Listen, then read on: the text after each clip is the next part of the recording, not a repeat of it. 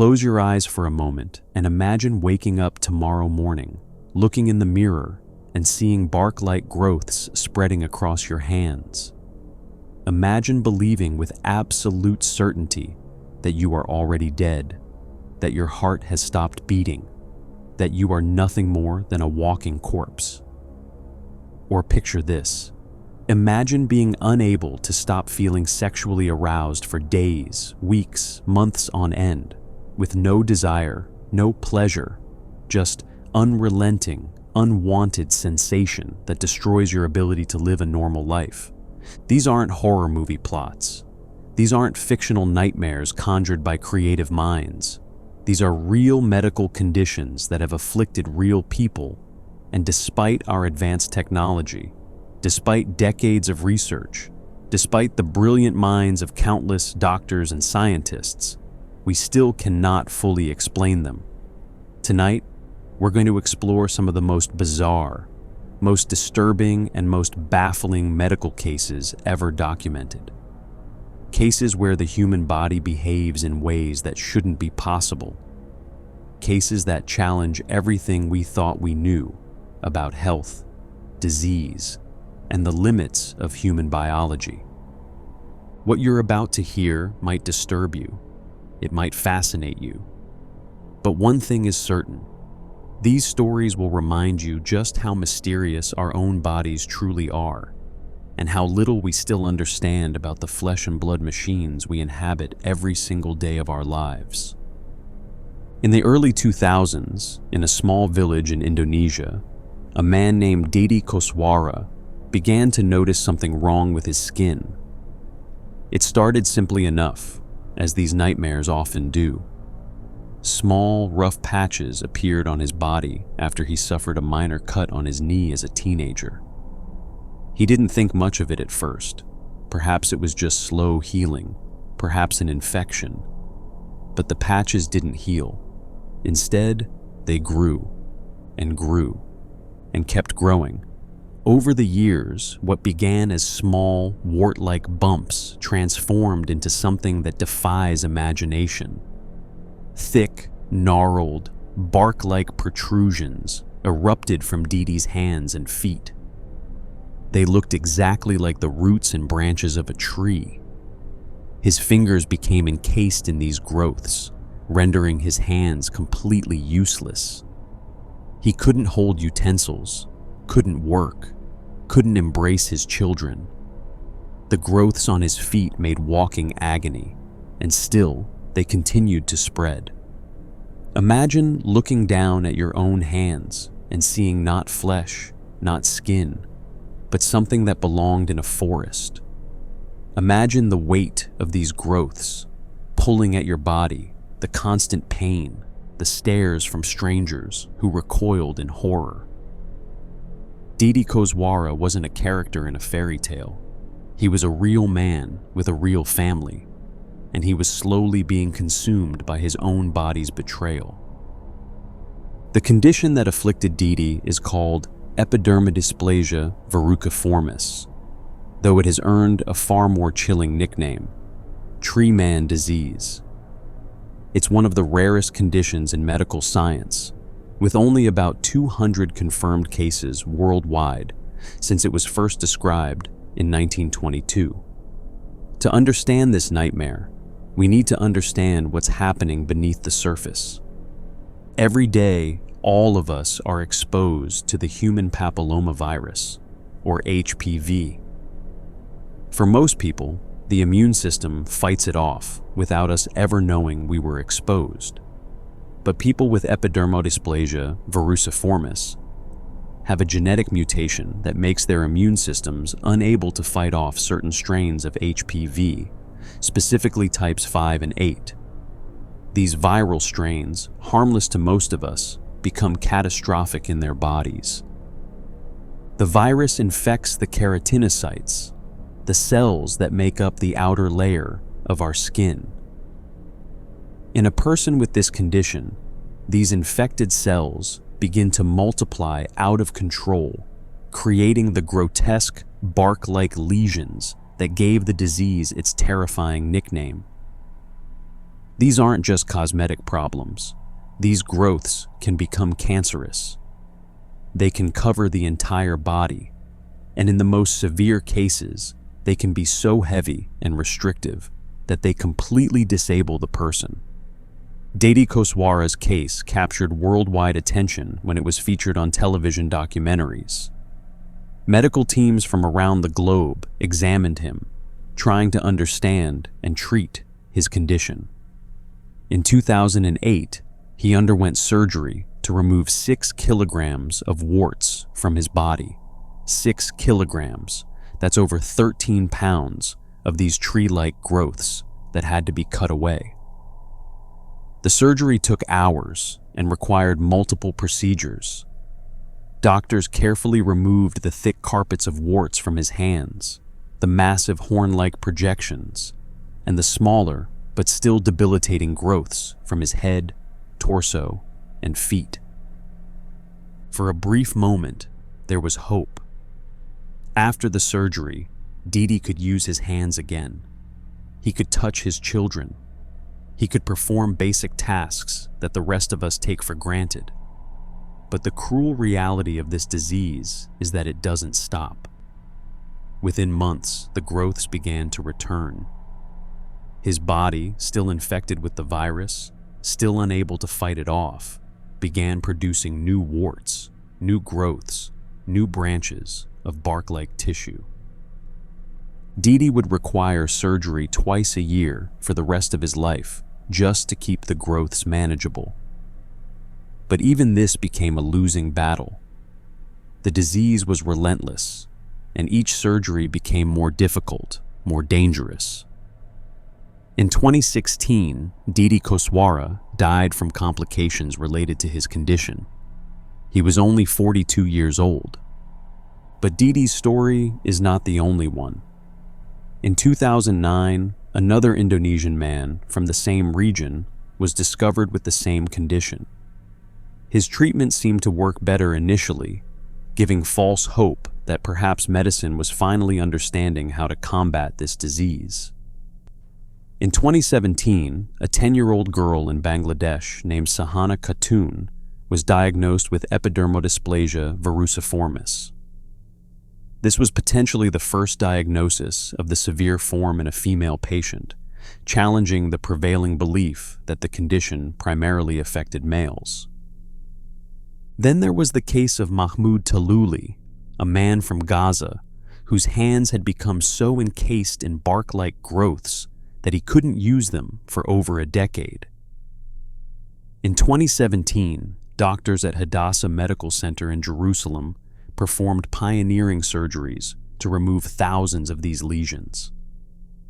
The procedures required cutting away layers upon layers of growth, trying to find viable tissue beneath. Remarkably, after his operations, Taluli reported being able to play with his children again, to attend family events without shame, to go out in public without covering his hands. But as with all cases of this disease, the victory was temporary. The growths returned. They always return. Taluli underwent his 5th surgery in 2019, and doctors made it clear that he would need more in the future. The medical team tried something different with him. They attempted to map his genome to find the specific genetic abnormality, preventing his immune system from fighting HPV. Interestingly, he didn't have the same mutation found in most other patients with the condition, suggesting that there might be multiple genetic pathways to this same horrifying outcome. The treatment options for Epidermodysplasia Verruciformis remain devastatingly limited. Doctors have tried various approaches. Topical creams and retinoids have been used with minimal success. Cryotherapy, which freezes the growths, provides only temporary relief. Chemical burning and laser ablation have been attempted. Medications like acitretin, a form of vitamin A, have shown some promise in reducing inflammation and slowing the spread of infections, but they cannot cure the underlying problem. The most effective treatment, ironically, is also the most brutal: surgery to physically cut away the growths. But as we've seen, the growths always come back. The virus remains in the body, the immune deficiency persists, and the cycle continues until the patient can no longer endure more surgeries or until complications prove fatal. What makes this condition particularly cruel is that the growths themselves can transform into cancer. Studies have shown that 30 to 60% of people with Epidermodysplasia Verruciformis develop squamous cell carcinoma, a form of skin cancer, typically in their 40s or 50s. The cancer usually appears in sun-exposed areas, suggesting that ultraviolet radiation from the sun, combined with the HPV infection, creates a perfect storm for malignancy. This adds another layer of terror to an already nightmarish existence. Living with tree man disease means more than just physical suffering. The psychological toll is immeasurable. Patients report devastating isolation. People stare, people recoil, children run away in fear. Simple tasks like eating, dressing, or using the bathroom become monumental challenges. Many patients become unable to work, leading to financial devastation on top of medical crisis. Relationships crumble under the strain. Some patients report feeling like monsters, like creatures that don't belong in human society. And perhaps most heartbreaking of all, the condition often begins in childhood. Imagine being a child when these growths first appear. Imagine going to school, trying to make friends, while your body slowly transforms into something that looks like it belongs in a nightmare. The psychological damage inflicted during these formative years creates wounds that may never heal, even if the physical growths could somehow be permanently removed. The genetic aspect of this disease adds another dimension of tragedy. Most cases are inherited in an autosomal recessive pattern, meaning both parents must carry the mutated gene for a child to develop the condition. The parents themselves are usually healthy, unaware they carry this genetic time bomb. When two carriers have children together, each child has a 25% chance of inheriting both copies of the mutated gene and developing the disease. Families with one affected child live in fear with each subsequent pregnancy, knowing the odds, knowing what might await their future children. The specific genes most commonly involved are called EVR1 and EVR2, located on chromosome 17. These genes play a crucial role in regulating how zinc is distributed within our cells. Zinc is essential for many viral proteins to function, and the EVER proteins appear to restrict viruses' access to zinc, limiting their ability to reproduce. When these genes are mutated, that protective mechanism fails, and HPV can replicate unchecked. Scientists are still trying to understand exactly why this leads to such dramatic, tree-like growths rather than typical warts. Recent research has uncovered that other genes may also be involved in some cases, including genes that control the immune system's T cells. This suggests that Epidermodysplasia Verruciformis isn't a single disease with one cause, but rather a spectrum of related conditions with similar outcomes. This complexity makes finding a cure even more challenging, as different patients may need different treatments depending on their specific genetic mutations. What haunts researchers is the mystery of why these specific strains of HPV create such extreme responses in people with this condition. HPV types 5 and 8, the main culprits, are ubiquitous in the general population. Most of us carry them without ever knowing. Yet in these patients, these same harmless viruses become instruments of body horror. What is it about the interaction between these particular viral strains and this particular immune deficiency that results in bark-like skin?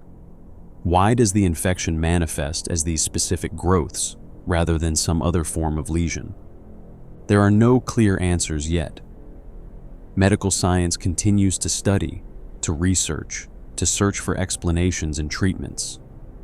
But for now, people with Epidermodysplasia Verruciformis live in a kind of biological purgatory, their bodies slowly transforming, their lives slowly shrinking, while doctors watch and document but cannot truly heal. The transformation of the body into something unrecognizable, something that shouldn't be possible, takes many forms in the realm of medical mysteries. While some bodies grow and change in horrifying ways they shouldn't, others face an equally disturbing problem. They stop changing entirely. They freeze in time, trapped at a single point in development, while the world moves forward without them. Brooke Greenberg was born in 1993 in Baltimore, Maryland. She weighed just 4 pounds at birth and had an anterior hip dislocation that required surgical correction. But aside from that, she appeared to be a normal baby. Her parents, Howard and Melanie Greenberg, took her home, not knowing that they were about to witness something that would baffle the entire medical community. As the months passed, Brooke hit her early developmental milestones. She learned to smile, to laugh, to recognize her parents' faces. But then, something strange happened. Or rather, something stopped happening. Brooke stopped developing. Her body seemed to press pause on the aging process right around the time she should have been celebrating her first birthday. While other children her age learned to walk and talk, Brooke remained frozen at the developmental level of a 9 to 12-month-old infant. Her hair and nails continued to grow, but that was it. Everything else about her simply stopped. She never learned to walk. She never learned to speak beyond a few baby sounds. She remained the size of a toddler, while years turned into decades. By the time Brooke was 5 years old, she looked like any other small child.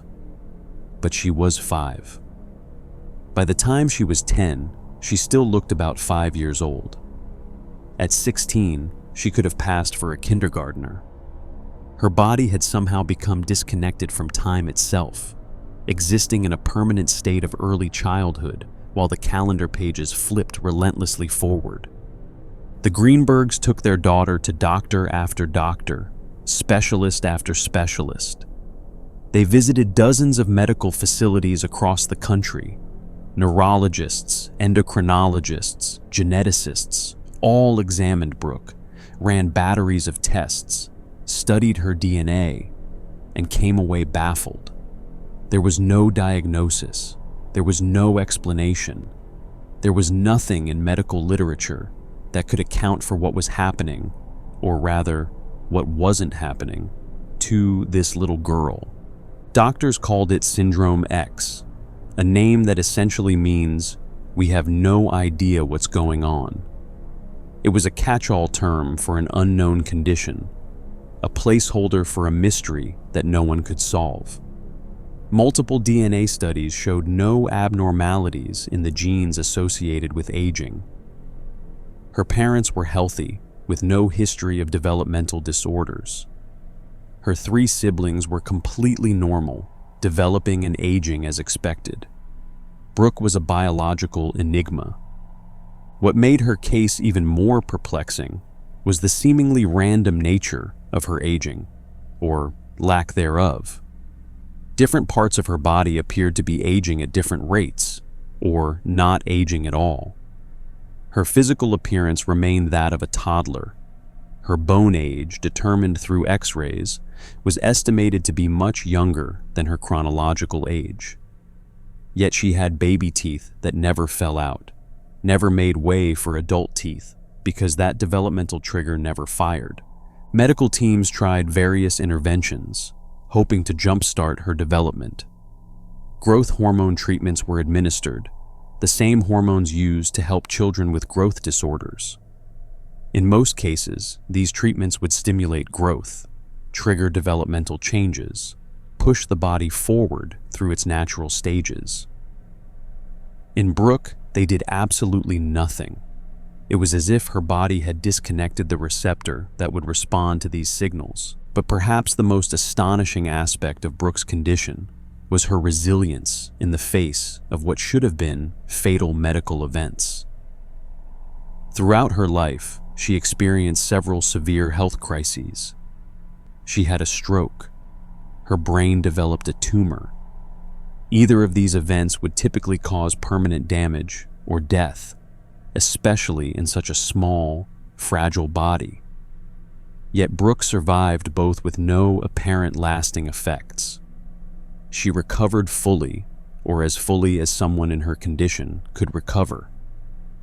It was as though her body's refusal to age also came with a strange kind of immunity to the permanent damage these events usually cause. Her family was told multiple times to prepare for her death. The stroke should have killed her. The tumor should have killed her. Various infections and complications throughout her childhood should have killed her. Yet she kept living, kept existing in her frozen state, defying medical predictions again and again. Researchers proposed various theories about what might be causing Syndrome X.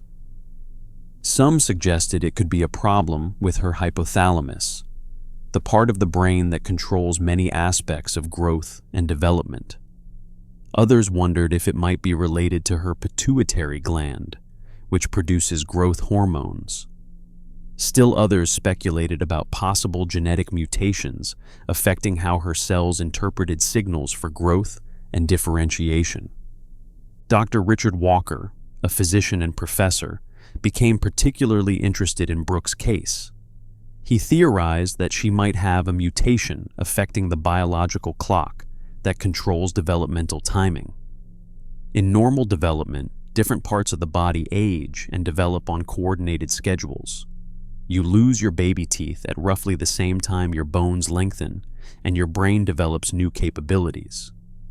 Dr. Walker believed that Brooke's various body systems had somehow become desynchronized from this master clock, each operating on its own independent timeline, or, in many cases, not operating on any timeline at all.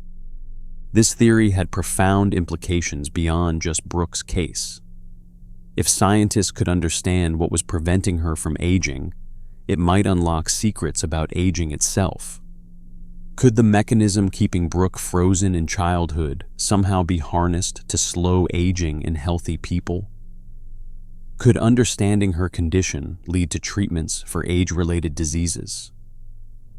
But these questions would remain unanswered. On October 24, 2013, Brooke Greenberg died at the age of 20.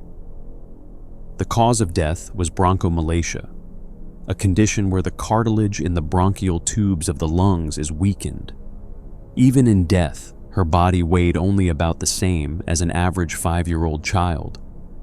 2 decades of life had passed through her, and her physical form had barely changed. Her death brought an end to a life that had captivated and confused medical professionals worldwide. But it did not bring answers. Tissue samples were preserved for future study, with the hope that advancing technology might eventually reveal what caused her unique condition. Dr. Walker and other researchers continued to analyze her genetic data, searching for clues that might explain the unexplainable. The haunting question remains: what was different about Brooke Greenberg? At the molecular level, what mechanism broke, or perhaps never started, in her body? Was it a single gene mutation, or was it multiple systems failing to communicate properly? And perhaps most importantly, was her condition truly unique to her, or are there others out there with similar disruptions in their biological aging processes who have never been identified? The psychological impact on the Greenberg family was immeasurable. Imagine watching your child remain perpetually in infancy while the years roll by. Imagine the grief of never hearing your daughter's voice develop beyond baby sounds never seeing her take her first steps, never watching her grow into the person she might have become. Yet at the same time, imagine the strange gift of never having to face your child's adolescence and eventual departure into adulthood, of having a child who remains forever small, forever dependent, forever unchanging. Brooke's mother, Melanie, spoke in interviews about the strange duality of raising a child who never aged. There was grief, certainly, grief for all the milestones that would never come, for the future that was impossible. But there was also love, uncomplicated and pure, for a child who would always be a child. There was no teenage rebellion, no growing apart, no generation gap. Brooke would always need her mother in the most basic, fundamental way. The medical mystery of Syndrome X extends beyond Brooke. Since her case gained publicity, there have been a handful of other reported cases of individuals whose aging processes appear severely disrupted, though none quite identical to Brooke's presentation. Each case is slightly different, suggesting that there may be multiple ways for the human developmental program to malfunction, multiple genetic or biological pathways that can go wrong. What Brooke's case ultimately revealed is how much we still don't understand about aging and development. We tend to think of growing up and growing old as straightforward, inevitable processes. We're born, we develop through childhood and adolescence into adulthood, and then we gradually age and decline. It seems simple, almost mechanical.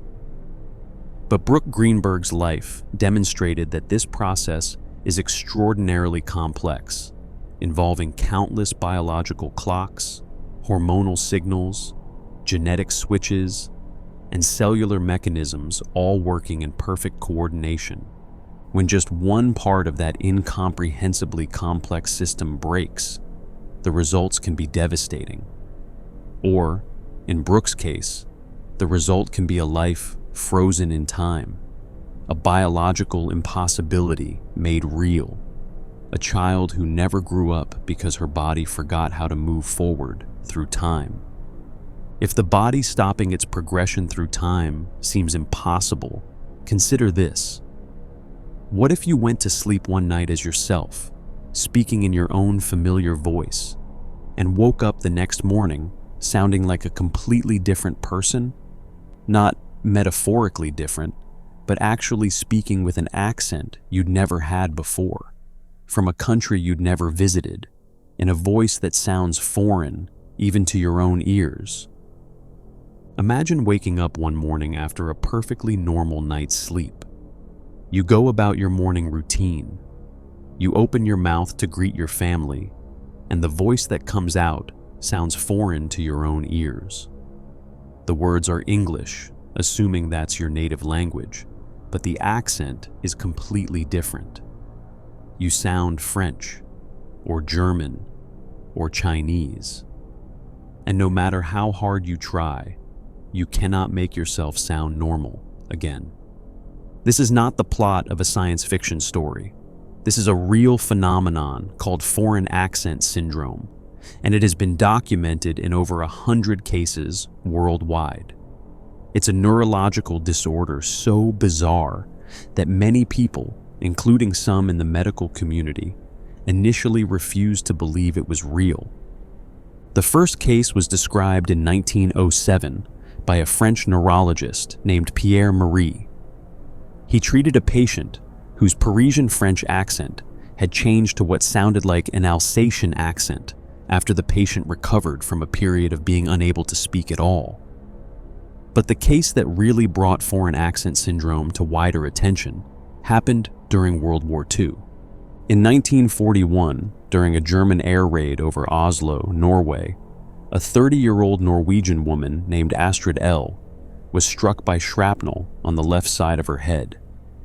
The injury caused right-sided paralysis and speech problems typical of Broca's aphasia, where a person knows what they want to say but struggles to form the words. Over time, Astrid recovered much of her function. She could speak again, but when she spoke, she sounded German. This was during World War II. Norway was occupied by Nazi forces, and here was a Norwegian woman who suddenly sounded like she was from Germany. The reaction from her fellow Norwegians was swift and brutal. She was shunned. People refused to serve her in shops.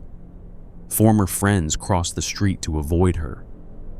She was treated as a traitor, a collaborator, someone who had somehow chosen to adopt the accent of the enemy.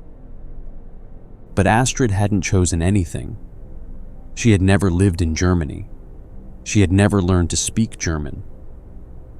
The accent that now colored her Norwegian speech was not something she could control or change. It was the result of brain damage from that piece of shrapnel, damage that altered the way her brain coordinated the muscles involved in speech production.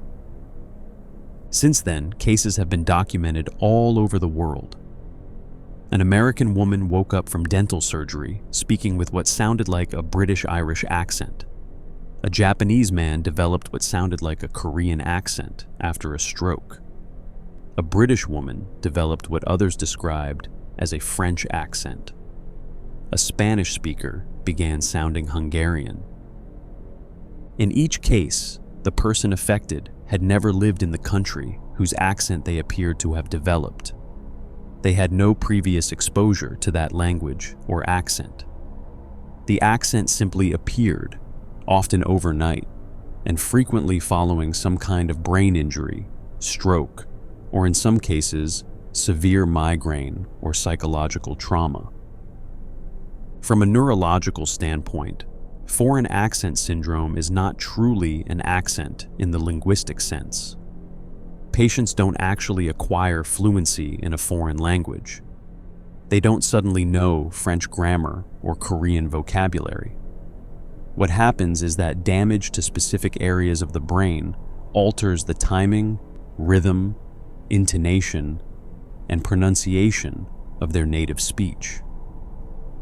These alterations happen to sound, to the ears of listeners, like a foreign accent. The brain regions most commonly affected in foreign accent syndrome include the left hemisphere areas responsible for speech production, the premotor cortex, motor cortex, Broca's area, and the basal ganglia. These regions coordinate the incredibly complex series of muscle movements required for speech. Your tongue, lips, jaw, soft palate, and vocal cords must all move in precise coordination, with precise timing, to produce the sounds of language. When damage occurs to these regions, the coordination gets disrupted. Vowels might be held slightly longer than normal. Consonants might be softened or hardened. The stress patterns of words might shift. The rhythm of sentences might change. None of these changes are conscious or deliberate. The person can't control them any more than you could consciously control the exact position of your tongue when you say the letter T. But here's where it gets interesting, and even stranger. The specific accent that emerges seems to be, in many cases, somewhat random, or at least not predictable. A lesion in a particular part of the brain doesn't reliably produce a specific accent. Two people with similar brain injuries might develop completely different sounding speech patterns. This suggests that the accent itself isn't stored anywhere in the brain. Rather, it's an emergent property of how the damaged brain tries to coordinate speech. The brain, faced with damage to its speech centers, essentially finds a workaround. It reroutes signals, uses different pathways, engages different muscle patterns. The result is speech that sounds different, and our pattern-seeking human brains latch on to the closest familiar pattern we can identify: a foreign accent. For the people experiencing this condition, the psychological impact can be devastating. Imagine suddenly sounding like a completely different person every time you open your mouth. Your voice is part of your identity. It's how people recognize you. It's how you express yourself. And suddenly, that's changed in a fundamental way that you cannot control. Many patients report feeling like they've lost part of themselves. Some describe feeling like an imposter in their own body. Others talk about the constant embarrassment of having to explain to new people they meet that no, they're not from that foreign country. This is actually a medical condition. Some patients become so distressed by the change that they stop speaking altogether, preferring silence to the constant reminder of their altered voice. The social consequences can be severe. In Astrid L's case, she was shunned as a traitor. Modern patients face different but still difficult social situations. People might not believe them when they explain their condition. Some are accused of faking an accent for attention. Others face discrimination or mockery. Relationships can become strained when a spouse or family member has to adjust to what feels like a different person speaking. Karen Butler, an Oregon woman who developed what sounded like an English-Irish accent after dental surgery, reported that while the accent itself was medically fascinating, living with it was emotionally exhausting. Every conversation became an explanation. Every new person she met looked at her with confusion. She felt self-conscious constantly, hyper-aware of every word she spoke. Interestingly, not all cases of foreign accent syndrome are caused by physical brain damage. In some documented cases, the syndrome appeared to be psychogenic, meaning it arose from psychological rather than neurological causes. These cases are even more controversial and poorly understood. Some researchers have documented cases where foreign accent syndrome appeared during psychotic episodes and disappeared when the psychosis was treated. Others have seen it emerge in the context of severe psychological trauma or stress. A 1995 study analyzed 100 cases of foreign accent syndrome and found that 67% were female, and most fell into an age range of 25 to 49 years old. The majority of cases were triggered by stroke, but traumatic brain injury, tumors, multiple sclerosis, and even conversion disorder have all been associated with the syndrome. In about 12% of cases, the patients had actually been exposed to the accent they later seemed to develop, though they had never been fluent in that language or accent. Treatment for foreign accent syndrome is challenging and often disappointing. Speech therapy can help in some cases, working to retrain the coordination of speech muscles and modify the patterns that create the foreign-sounding accent. But this requires intensive, long-term therapy, and success is not guaranteed. In many cases, particularly when the syndrome results from significant brain damage, the accent is permanent. The specific speech characteristics that create the perception of a foreign accent vary from case to case, but researchers have identified some common patterns. These include altered vowel length, with vowels either stretched out longer than normal or cut short. Changes in consonant articulation can make sounds softer or harder than typical for the native language. Abnormal stress patterns can place emphasis on unusual syllables in words. Changes in speech rhythm and melody can alter the overall musicality of how sentences flow. What's particularly fascinating to linguists is that the accent that emerges is not a perfect replication of any actual foreign accent. It's an approximation, a collection of speech features that listeners interpret as sounding foreign and then match to their closest familiar reference point. An American with foreign accent syndrome might not sound exactly like any specific British or Irish accent, but rather like an American's general idea of what British or Irish people sound like.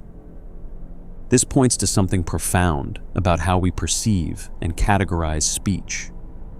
We're pattern-matching machines.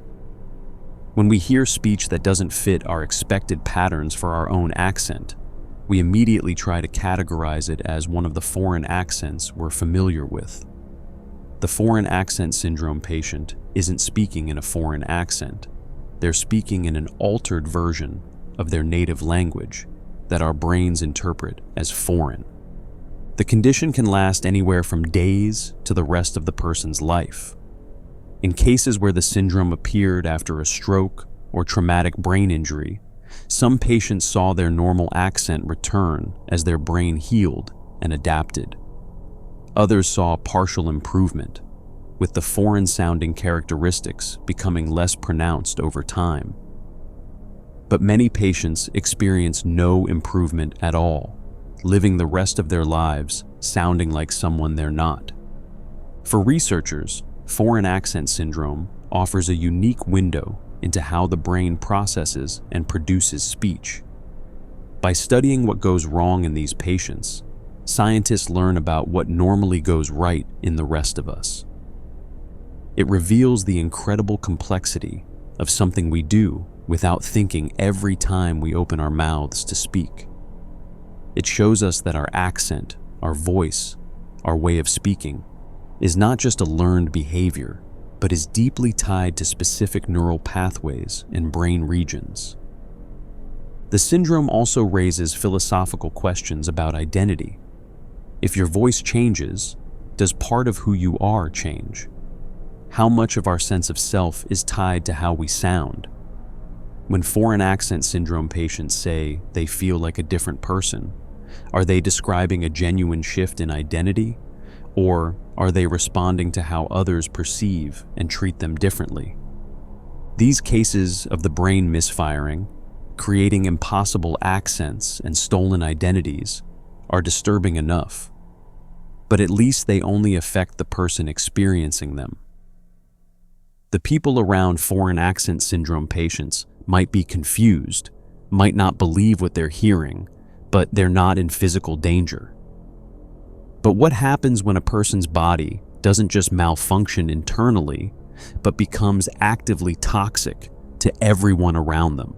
When the very act of trying to save someone's life puts your own life in jeopardy in ways that seem to violate every principle of biology and chemistry. On the evening of February 19th, 1994, paramedics in Riverside, California, received a call about a woman suffering from severe heart palpitations and difficulty breathing. They arrived at the home of 31-year-old Gloria Ramirez and found her in respiratory distress, confused and unresponsive. They loaded her into the ambulance and rushed her to Riverside General Hospital, administering oxygen along the way. At approximately 8:15 in the evening, Gloria Ramirez was wheeled into the emergency room. The ER staff went to work immediately. She was in critical condition, her blood pressure dangerously low, her heart beating irregularly.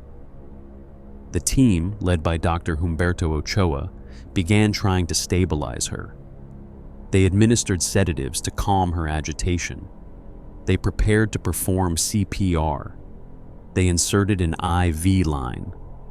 Everything seemed routine, standard emergency medicine, practiced thousands of times in ERS across the country. But as Nurse Susan Kane worked to draw blood from Gloria's arm, she noticed something strange. There was an ammonia-like smell coming from the IV port, a strong chemical odor that shouldn't be there.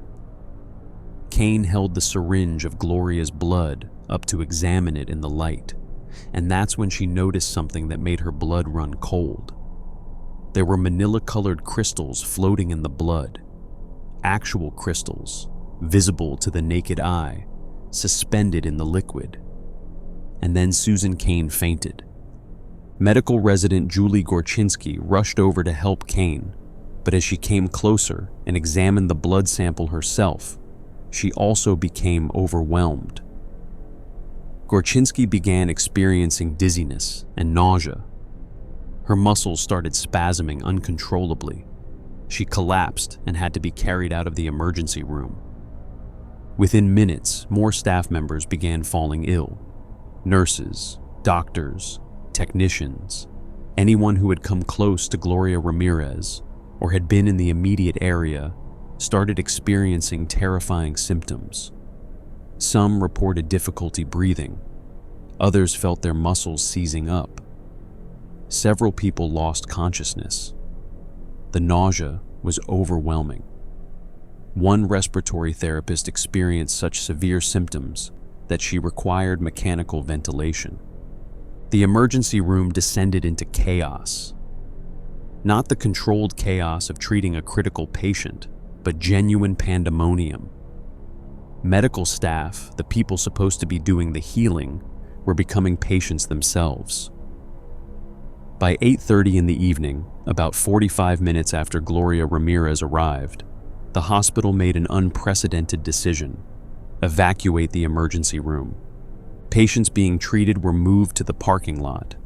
New patients arriving were redirected to other hospitals.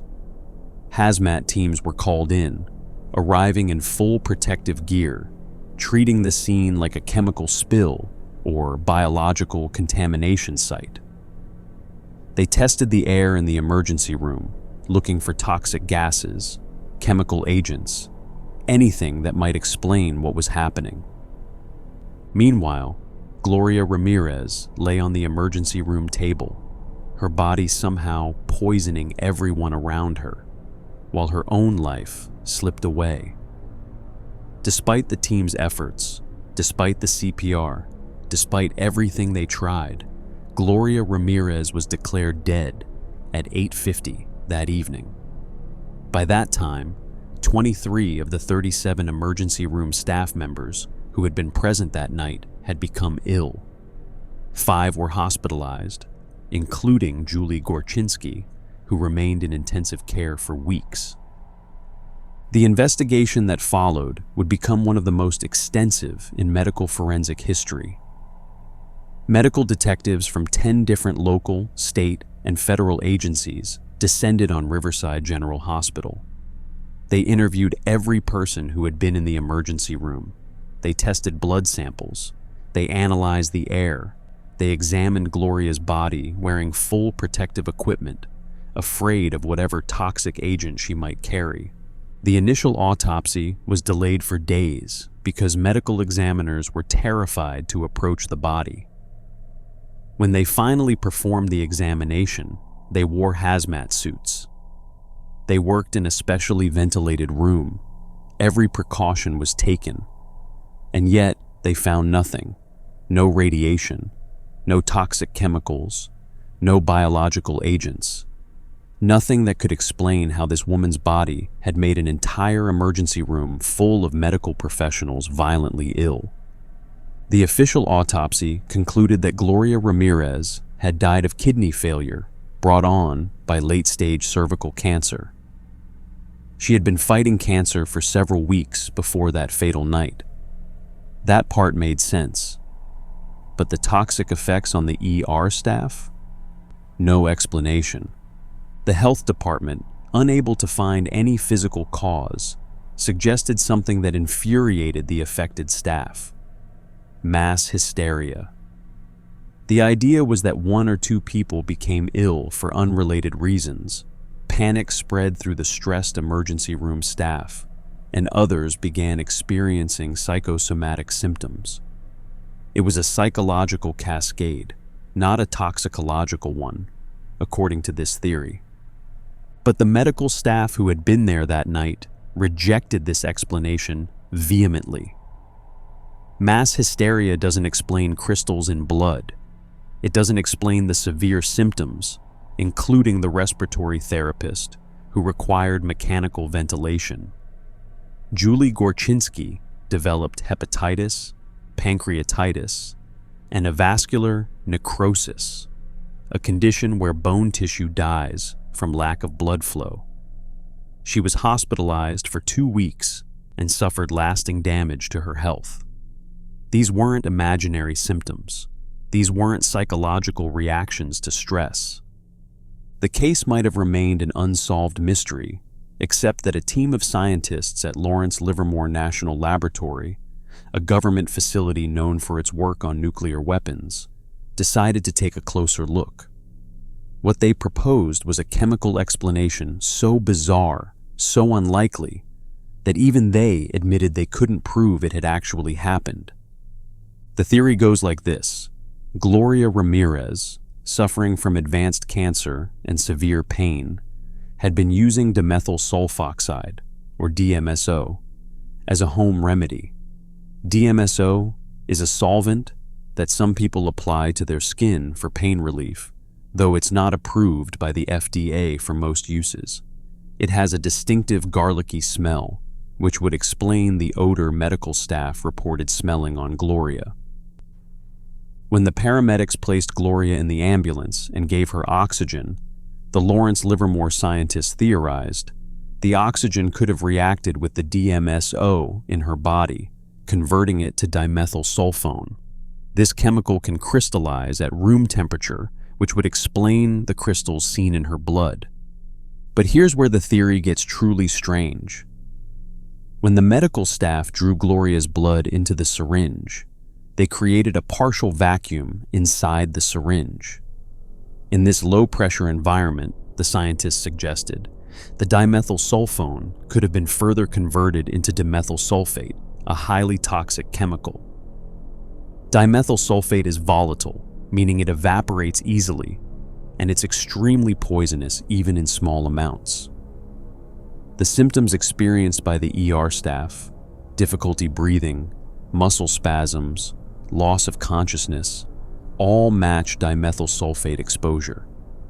This theory had a certain elegant logic to it. It could explain the smell, the crystals, the poisoning. The Riverside County Coroner's Office endorsed it as the most likely explanation. But there were problems, significant problems. First, this chemical conversion from DMSO to dimethyl sulfone to dimethyl sulfate had never been observed to happen in the human body under these conditions.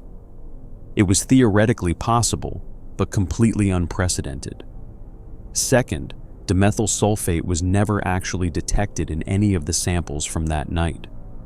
The scientists argued that it would have evaporated quickly, leaving no trace, but this made the theory impossible to definitively prove or disprove. Third, Gloria's family insisted she was not using DMSO, and no bottles or evidence of it were found in her home. Alternative theories emerged. One particularly dark speculation suggested that the hospital itself was responsible. An article in the Los Angeles Times proposed that methamphetamine production might have been involved, that someone at the hospital might have been using IV bags to store or transport methylamine, a precursor chemical used in meth production. According to this theory, an IV bag contaminated with methylamine might have accidentally been connected to Gloria, and when the chemical mixed with the oxygen being administered, it created the toxic fumes. This theory had some circumstantial support. Methylamine converts to gas very rapidly when exposed to oxygen. It's highly toxic and causes symptoms identical to what the ER staff experienced. A former coroner who worked on a case where a meth cook died from methylamine exposure reported nearly identical circumstances, with first responders quickly overcome by fumes. But again, no evidence of methylamine was ever found. The theory relied on a series of improbable coincidences and accidents. It also suggested criminal activity at the hospital, which neither investigators nor hospital administration wanted to entertain without solid proof. Gloria's family was devastated and furious. Their loved one had died, and now she was being branded as the toxic lady, a medical freak whose body had somehow become poisonous. They felt she was being blamed for her own death and for the illnesses of the medical staff. They argued that the focus should be on what the hospital might have done wrong, not on what was supposedly wrong with Gloria's body. Maggie Ramirez Garcia, Gloria's sister, spoke to reporters and expressed her deep skepticism about the official investigations. Why had it taken 10 weeks for the coroner to conclude natural causes? What happened to Gloria's heart, which was missing when the family commissioned an independent autopsy? Why were the causes of staph illness being attributed to Gloria's body chemistry rather than hospital negligence or contamination? These questions were never satisfactorily answered. The case was officially closed, but the doubts lingered. Independent pathologist Dr. Richard Fukumoto, hired by the Ramirez family, could not determine a cause of death different from the official autopsy, but he also could not rule out the possibility that something in the hospital environment had contributed to both Gloria's death and the staph illnesses. The affected staff members tried to move on with their lives, but many carried permanent effects. Julie Gorczynski had worked so hard to become a doctor, and in one night her health was severely compromised. She eventually recovered enough to resume her career, but the damage was lasting. Others experienced long-term effects, from respiratory problems to lingering neurological symptoms. More than 30 years later, the death of Gloria Ramirez remains unexplained. The Lawrence Livermore theory is still cited in forensic science textbooks as the most scientific explanation to date, but even those textbooks acknowledge that it's just a theory, one that can't be proven. The mass hysteria explanation is still offered by some, particularly those who want a psychological answer that doesn't require unprecedented chemistry. But perhaps the truth is that we simply don't know. Sometimes, despite all our technology, despite teams of experts, despite exhaustive investigations, mysteries remain mysteries. Gloria Ramirez came into an emergency room dying of cancer, and somehow, through mechanisms we still don't understand, her body created a toxic environment that harmed those trying to save her. Whether it was a bizarre chemical reaction, an unfortunate contamination, or something else entirely, we may never know for certain. What we do know is that this case changed how hospitals handle unusual toxic exposures. Protocols were updated, training was modified. The Toxic Lady case became a cautionary tale in medical education, a reminder that sometimes the human body can surprise us in ways that are not just mysterious, but potentially dangerous. A body that poisons others is horrifying, but perhaps equally terrifying is a body that slowly, methodically, turns itself into something inhuman from the inside out. Not through viral infection or external contamination, but through its own repair mechanisms gone catastrophically wrong. A body that responds to every injury, every trauma, by building a prison of bone that grows tighter with each passing year until movement becomes impossible and breathing itself becomes a struggle. Harry Raymond Eastlack Jr. was born in 1933 in Philadelphia, Pennsylvania, and for the first few years of his life, everything seemed normal. He played like other children, learned to walk, learned to talk, hit all his developmental milestones. But when Harry was around 5 years old, something began to happen that would slowly, progressively, and horrifyingly transform his body into a prison of bone. It started with a broken leg. A simple childhood injury, the kind of thing that happens to kids all the time. Except Harry's leg didn't heal normally. Where the break occurred, instead of the bone mending and returning to normal, extra bone began to form. Bone where bone shouldn't be. Bone that spread into the surrounding muscle tissue. Bone that seemed to have forgotten where it was supposed to stop. Doctors were baffled. They tried to surgically remove the excess bone growth, thinking it was some kind of unusual reaction to the fracture. The surgery only made things worse. Everywhere the surgeon cut, more bone formed in response to the injury. It was as if Harry's body had decided that the solution to any injury, any trauma, was to lay down more bone, regardless of where that bone was needed or wanted. Over the following years, Harry's condition worsened in a pattern that seemed almost deliberately cruel. The extra bone formation, called heterotopic ossification, began to spread throughout his body. It followed a specific pattern, starting at the top and working its way down, from the central parts of his body outward, from the back toward the front. His neck and shoulders were affected first, then his spine, then his arms and legs. Every bump, every fall, every minor injury triggered more bone growth. Even routine activities could cause flare-ups. The simple act of getting a vaccine injection could lead to bone forming at the injection site. His body was essentially turning his muscles, tendons, ligaments, and connective tissue into bone, creating a second skeleton outside and around his normal skeleton. It was like being slowly encased in stone while still alive. By the time Harry was a teenager, he had lost the ability to move his jaw. His mouth became permanently fixed in a partially open position. He could no longer chew food normally and had to survive on a liquid diet. Speaking became increasingly difficult as the bone growth restricted the movement necessary for forming words. His neck became completely immobile, his head frozen in position. He couldn't turn to look at someone calling his name. He couldn't nod yes or shake his head no. His shoulders fused to his spine. His arms became locked in position.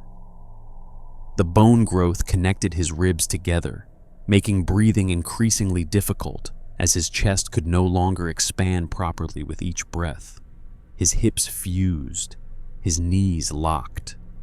Eventually, Harry was only able to move his lips and hands to a very limited degree. Everything else was stone. This was no sudden transformation. It took years, decades even, of progressive imprisonment. Harry watched helplessly as his body slowly petrified around him. He remained mentally aware, cognitively normal, trapped inside a body that was becoming a statue. Imagine the psychological torture of feeling your body gradually stiffen, joint by joint, muscle by muscle, until you cannot move at all. Imagine knowing that every day you have a little less mobility than the day before, and that this decline will never reverse, only accelerate. The condition that afflicted Harry Eastlack is called Fibrodysplasia Ossificans Progressiva, often abbreviated as FOP. It's sometimes called Stone Man disease or Munchmeyer disease, after the doctor who described an early case. It's one of the rarest conditions in medical science, affecting only about 1 in 2 million people. Worldwide, only around 700 confirmed cases exist in all of medical literature. FOP is caused by a mutation in a gene called ACVR1, which codes for a receptor protein involved in bone formation. This receptor normally helps regulate when and where bone should form in the body. In people with FOP, the mutation causes this receptor to be constantly overactivated. The body receives continuous signals to form bone, and it forms bone everywhere, in muscles, in tendons, in ligaments, anywhere soft tissue exists. What makes FOP particularly cruel is that the body's own repair mechanisms become the enemy. Normally, when you injure a muscle or tendon, the body sends repair cells to heal the damage. In FOP patients, these same repair mechanisms trigger bone formation instead. So, not only does injury cause bone to grow, but the body's attempt to heal the injury causes even more bone to grow. It's a vicious cycle with no escape. Most people with FOP are born with a distinctive sign: malformed big toes. The toes are often shorter than normal, with the bones fused or missing joints. This is usually the first clue that something is wrong, even before the heterotopic ossification begins. But many doctors miss this sign, or dismiss it as an isolated foot abnormality. By the time the progressive bone formation starts, typically in the first decade of life, irreversible damage is already beginning. The greatest tragedy in many FOP cases is misdiagnosis. Because the condition is so rare, many doctors never encounter it in their entire careers. When patients present with bone-like lumps and bumps, doctors often suspect cancer. They perform biopsies, cutting into the tissue to examine it. And those biopsies trigger massive bone formation at the biopsy site, accelerating the disease.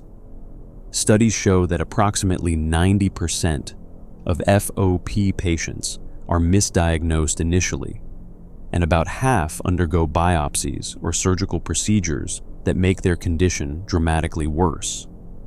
For Harry Eastlack, there was no treatment, no cure, no hope of improvement. He lived with FOP for decades, his body progressively freezing in place. Toward the end of his life, he was essentially immobile, able to move only his eyes, his lips, and a few fingers. He could still communicate, still think, still feel. His mind was unaffected. Only his body had betrayed him. Harry died in November 1973, at the age of 39, from pneumonia, a common cause of death in FOP patients. The bone growth that encased his ribcage made breathing so difficult that his lungs couldn't fight off infection. But even in death, Harry Eastlack made a final contribution to medical science. He had spent his life suffering from a condition that doctors didn't understand and couldn't treat. He wanted his skeleton to be studied after his death, hoping that perhaps his tragedy might lead to breakthroughs that could help future patients. His skeleton was donated to the Mutter Museum in Philadelphia, where it remains on display to this day. It's a haunting sight. The skeleton shows the complete fusion of his spine into a solid column of bone.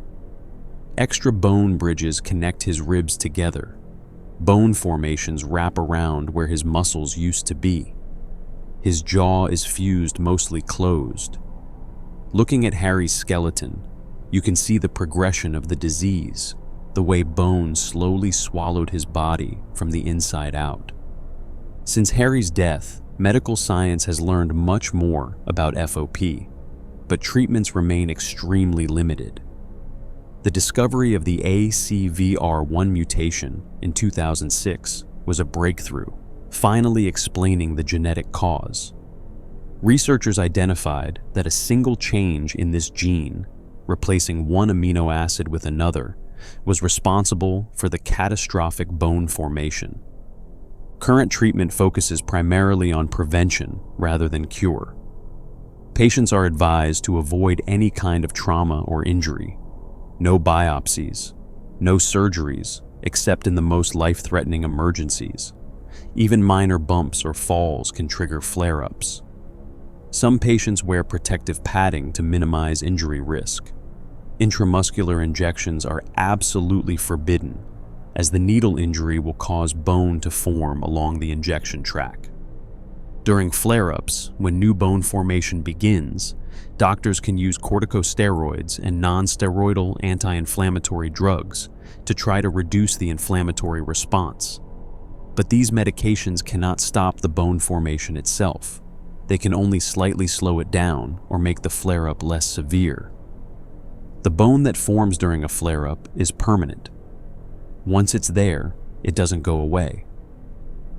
In 2023, a medication called palovarotene was approved for FOP. It's the first and only drug specifically approved to treat the condition. Clinical trials showed that it could reduce new bone formation by 50 to 60% during flare-ups. This is significant progress, but it's not a cure. The disease still progresses. Patients still lose mobility, they just lose it more slowly. The daily reality of living with FOP is difficult to imagine. Patients must constantly be on guard against injury. A simple stumble that would mean nothing to a healthy person could trigger bone formation that permanently reduces mobility. Sports are out of the question. Even rough play as a child becomes dangerous. Dental work is complicated because opening the jaw wide enough can cause problems if the jaw has already been affected. As the disease progresses, patients need increasing levels of care. Simple activities like eating, dressing, and bathing become impossible without assistance. Many patients become wheelchair dependent by their 20s or 30s. Breathing can become so difficult that ventilators are needed. Some patients develop such severe spinal curvature from the abnormal bone formation that it causes additional complications. The psychological burden is immense. FOP patients must watch their own bodies gradually betray them, knowing that every day brings less mobility than the day before. They remain mentally aware, cognitively intact, while their physical freedom slowly disappears. Many develop depression and anxiety. The constant vigilance required to avoid injury creates a state of perpetual stress. Social isolation is common as patients become unable to participate in normal activities. Yet within this tragedy, there are stories of remarkable resilience. Some FOP patients have become advocates and educators, working to raise awareness about the condition. They participate in research studies, hoping to contribute to treatments that might help future generations. They find ways to adapt, using assistive technology, finding pleasure in activities that don't require mobility, building communities with others who understand their struggle. The FOP community, though small, is remarkably close-knit. Patients and families connect through support organizations, sharing advice, offering emotional support, and working together to fund research. The International FOP Association maintains a global registry of patients, coordinates research efforts, and provides resources for families newly diagnosed with this devastating condition. Researchers continue working to develop better treatments. Gene therapy approaches are being explored, with the goal of correcting or silencing the mutated ACVR1 gene. Other research focuses on finding drugs that can more effectively block the bone-forming signals. The hope is that one day, FOP will be a treatable condition rather than a progressive, incurable disease. But for now, people with FOP live in their slowly forming prisons of bone, their bodies gradually turning to stone, while their minds remain aware of every terrible milestone in their loss of freedom.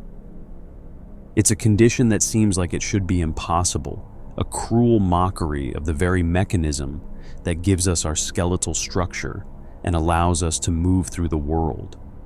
The body turning against itself, becoming a cage of unwanted bone, is a physical nightmare. But what happens when the mind turns against the body, when consciousness itself becomes the enemy? What if your brain, that 3-pound universe between your ears, suddenly decided that you, the very essence of you, no longer exists? Or worse, that you're already dead, that every breath you take is somehow false evidence that the beating of your heart is a lie. In the psychiatric ward of a hospital, a woman sits motionless in a chair. When doctors ask her name, she responds, but her voice is flat, emotionless. When they ask how she's feeling, she says something that makes the doctors exchange concerned glances.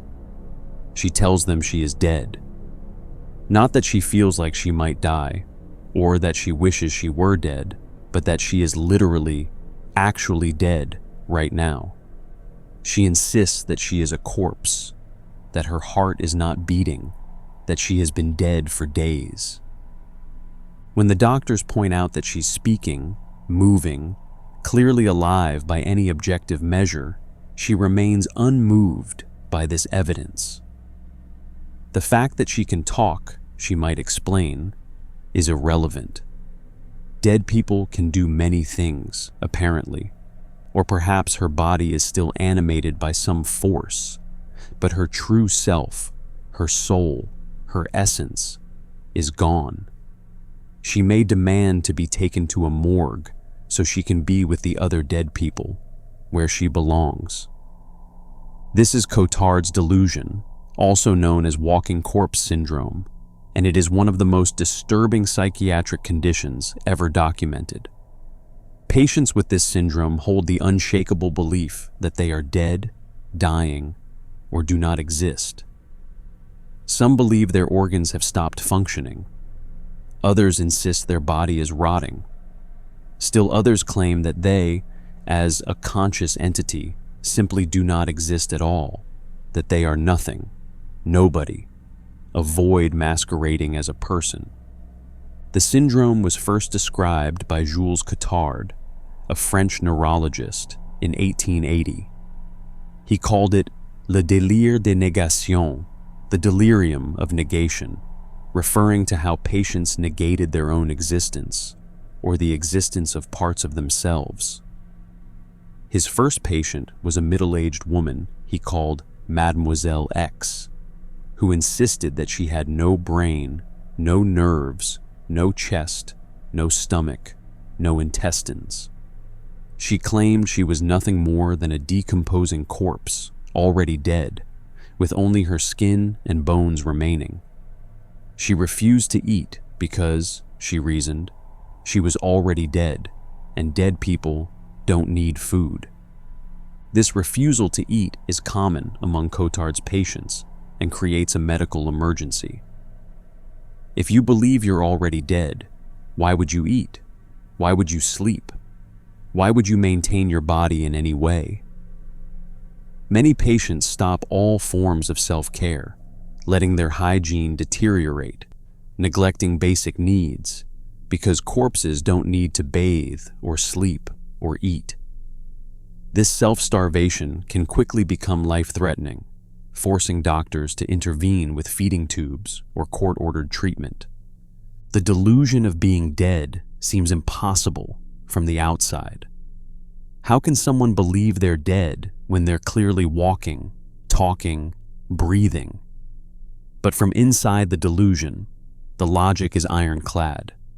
The patient might acknowledge that they appear to be alive, but they interpret this as some kind of mistake, some cruel trick, or perhaps evidence that they exist in some in-between state, neither fully alive nor fully dead.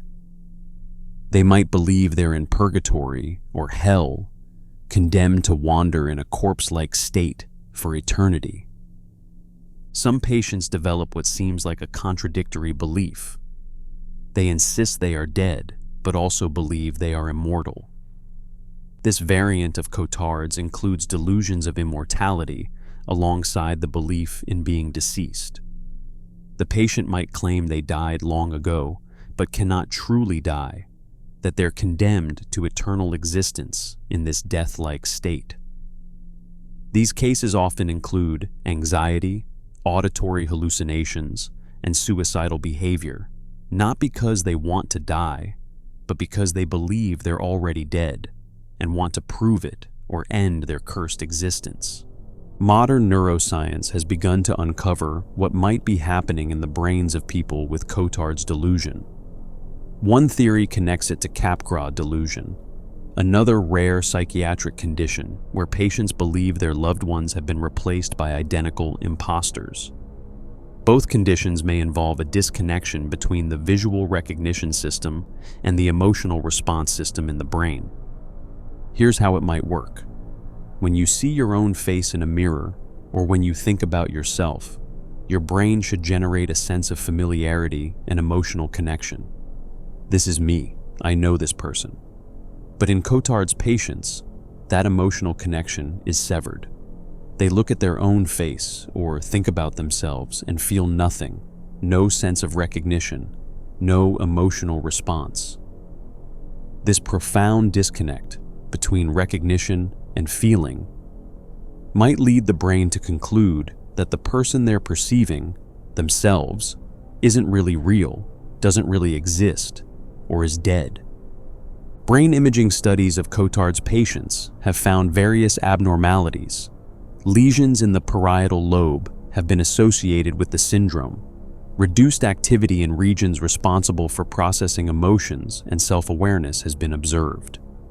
Some patients have damage to the right hemisphere of the brain, which is involved in self-perception and spatial awareness. The condition has been seen in patients with brain tumors, after strokes, with severe depression, and in cases of psychosis. The range of nihilistic delusions in Cotard's syndrome is broader than just believing you're dead. Some patients deny the existence of specific body parts. They might insist their heart isn't beating, even while doctors demonstrate its heartbeat on a monitor. Others claim their blood has been drained, their organs removed, their brain destroyed. Some deny more abstract aspects of self, claiming they have no name, no age, no identity at all. The delusions can extend beyond the self. Some patients deny the existence of the external world. They might claim that the world has ended, that everyone is dead, that reality itself has ceased to exist. A 14-year-old boy with Cotard's syndrome told doctors that everyone and everything was dead, including the trees outside. He warned that the world would be destroyed within hours. This wasn't metaphorical or philosophical despair. He literally believed these things were true. Treatment for Cotard's delusion varies depending on its underlying cause.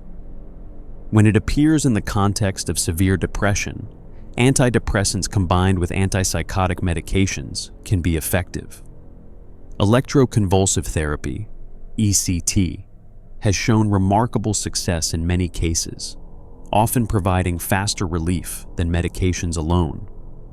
When Cotard's appears alongside psychotic episodes, treating the psychosis can resolve the death delusions. There have been unusual cases where Cotard's syndrome appeared as a side effect of medication. Several patients developed the syndrome after taking antiviral medications for herpes infections. The drugs, or their metabolites, seem to affect brain chemistry in ways that triggered the nihilistic delusions. In these cases, stopping the medication and providing supportive care, sometimes including dialysis to remove the drug from the system, resolve the symptoms relatively quickly. But when Cotard's is tied to permanent brain damage or chronic psychiatric illness, treatment is more challenging. Some patients never fully recover.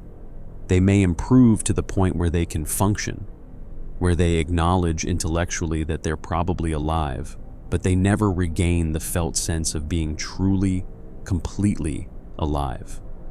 They go through the motions of living, while some part of them remains convinced they're already dead. The philosophical and existential questions raised by Cotard's delusion are profound. What does it mean to be alive? Is it enough to have a beating heart and functioning lungs? Or must there be some felt sense of aliveness, some connection to yourself and the world? Cotard's patients force us to confront the possibility that life, as we experience it, depends not just on biological function, but on the brains to create a coherent sense of self and existence. For the patients themselves, life with Cotard's is a special kind of hell. Imagine waking every day with the unshakable conviction that you are dead.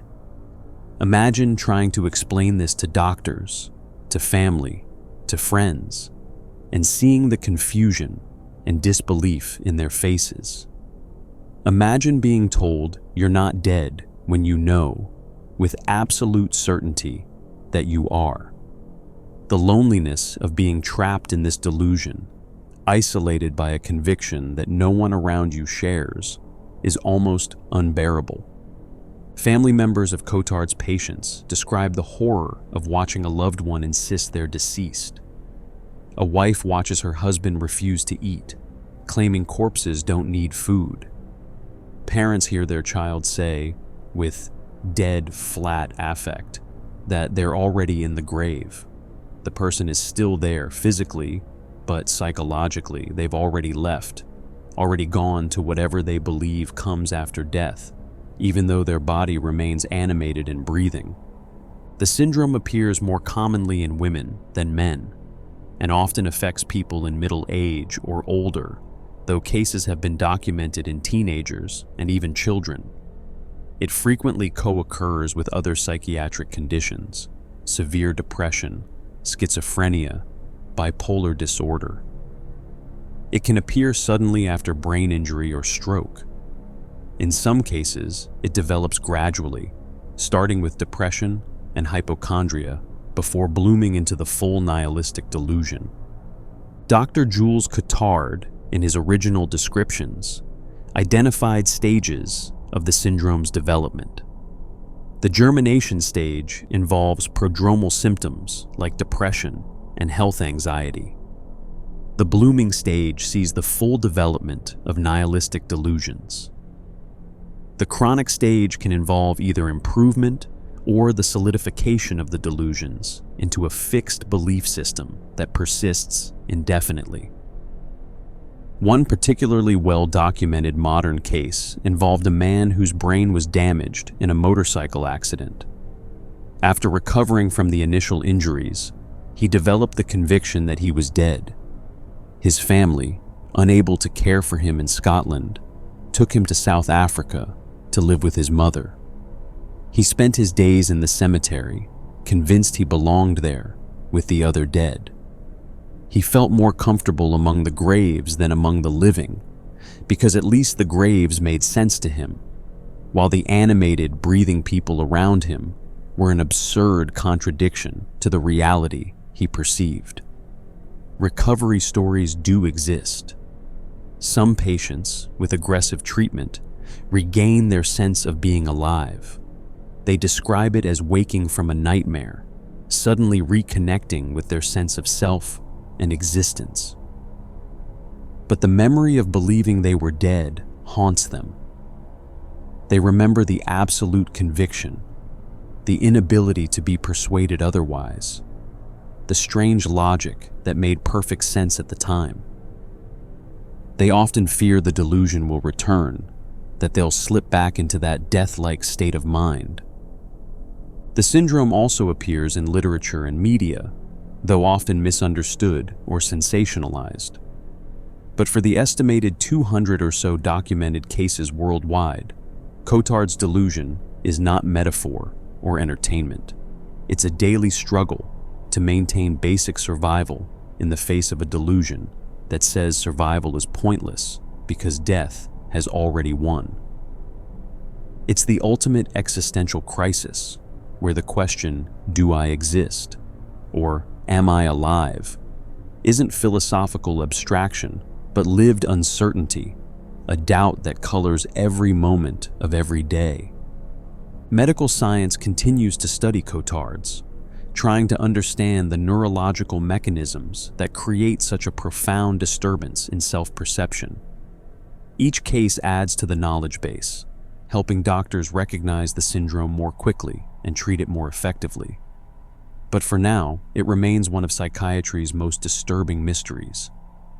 The condition that makes people absolutely certain they are dead while they're still, by every objective measure, alive. The mind's ability to disconnect from reality, to create delusions that override all physical evidence, shows us how fragile our sense of self truly is. But the body can create its own torments that are just as isolating, just as impossible to explain to others.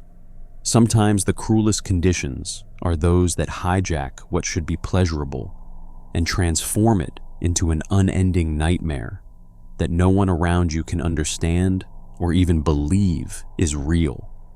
There's a condition so intimate, so embarrassing, so difficult to discuss that many people who suffer from it never seek medical help at all.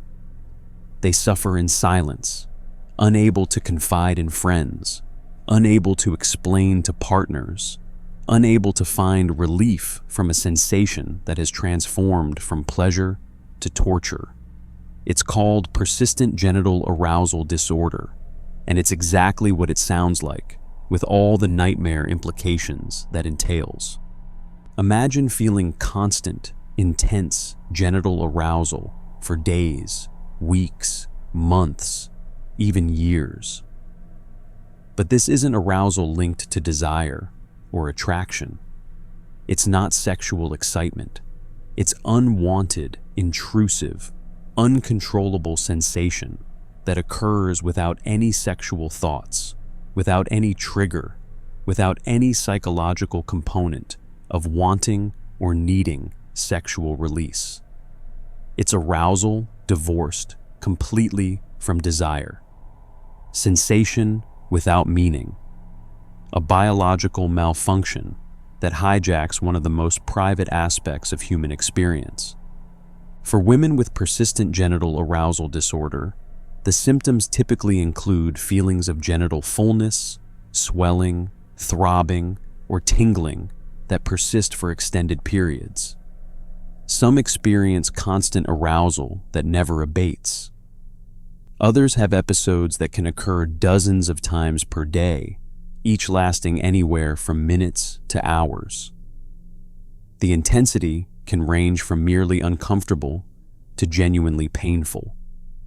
And the cruel irony is that orgasm, which should provide relief, either does nothing to help or provides only brief respite before the arousal immediately returns. One documented case describes a 53-year-old woman who became convinced she was rotting from the inside and demanded to be taken to a morgue. Wait, that's the wrong case.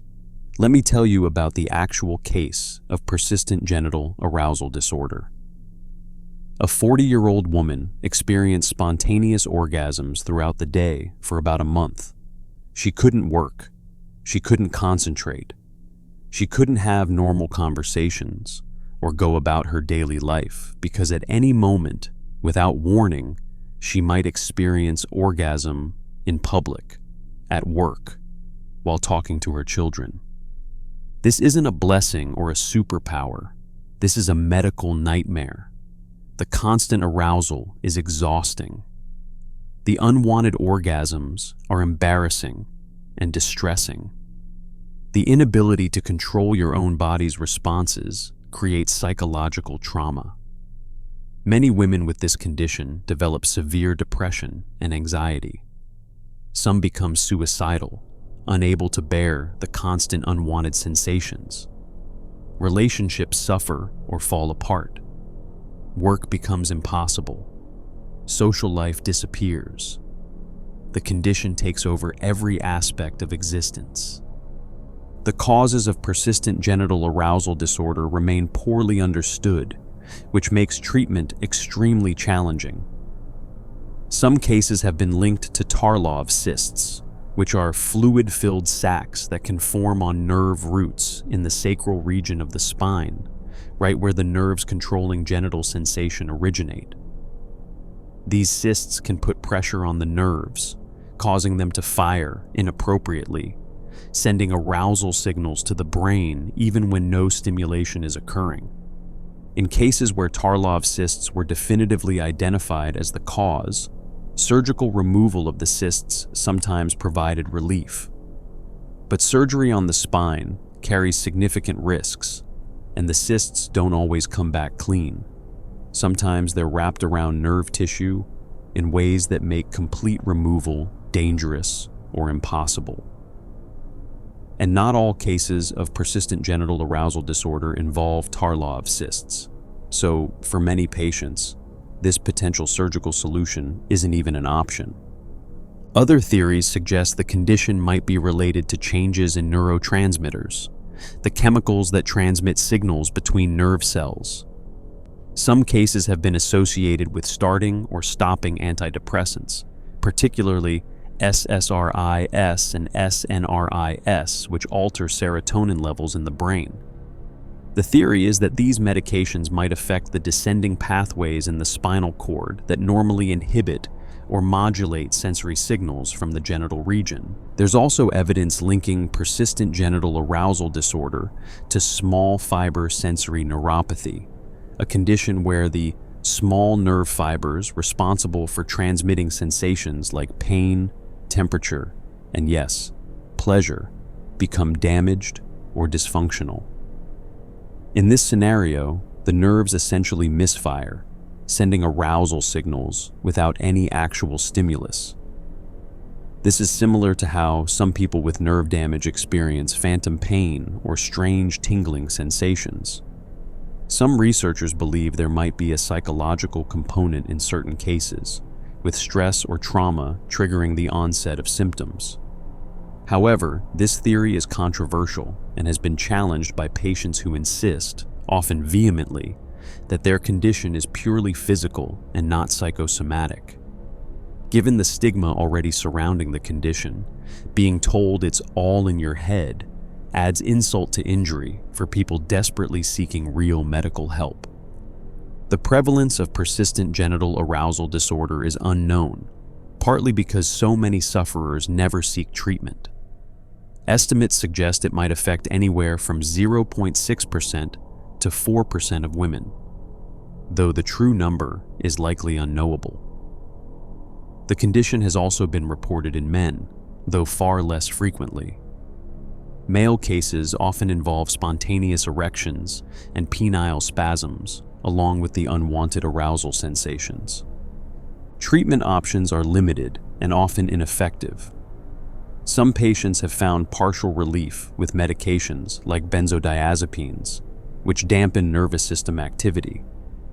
Topical anesthetics applied to the genital area can temporarily reduce sensation. Antidepressants or anticonvulsants, which affect nerve signaling, have helped some patients. Pelvic floor physical therapy has shown promise in cases where pelvic muscle dysfunction contributes to the problem. One particularly unusual successful treatment involved electroconvulsive therapy, ECT, the same treatment used for severe depression. A woman who had suffered from persistent genital arousal disorder for her entire life found that ECT provided significant relief from her symptoms. The mechanism isn't clear, but the electrical stimulation of the brain somehow disrupted whatever pathways were causing the constant arousal signals. Another case reported serendipitous improvement after a patient was given varenicline, a medication used to help people quit smoking. She had been prescribed the drug for nicotine addiction, not for her arousal disorder, but within weeks of starting the medication, her symptoms dramatically improved. This suggests that nicotine receptors, or pathways, affected by varenicline might play a role in some cases, though researchers are still trying to understand why. In a creative approach, some doctors have experimented with using pessaries, devices normally inserted into the vagina, to provide support for pelvic organ prolapse. The theory is that the pessary might provide gentle pressure or repositioning that relieves pressure on affected nerves. Results have been mixed, but promising enough that more research is ongoing. The daily reality of living with persistent genital arousal disorder is one of constant vigilance and adaptation. Patients learn to avoid triggers, though identifying triggers can be nearly impossible since the arousal often occurs spontaneously. Some find that certain positions or movements make symptoms worse. Others notice patterns related to stress or certain times of day.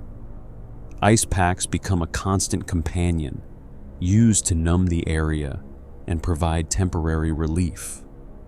Some women resort to wearing multiple layers of tight clothing, hoping the pressure will somehow dampen the sensations.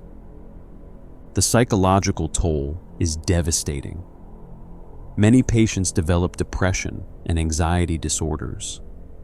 They experience shame and embarrassment, convinced that others will judge them or not believe their condition is real.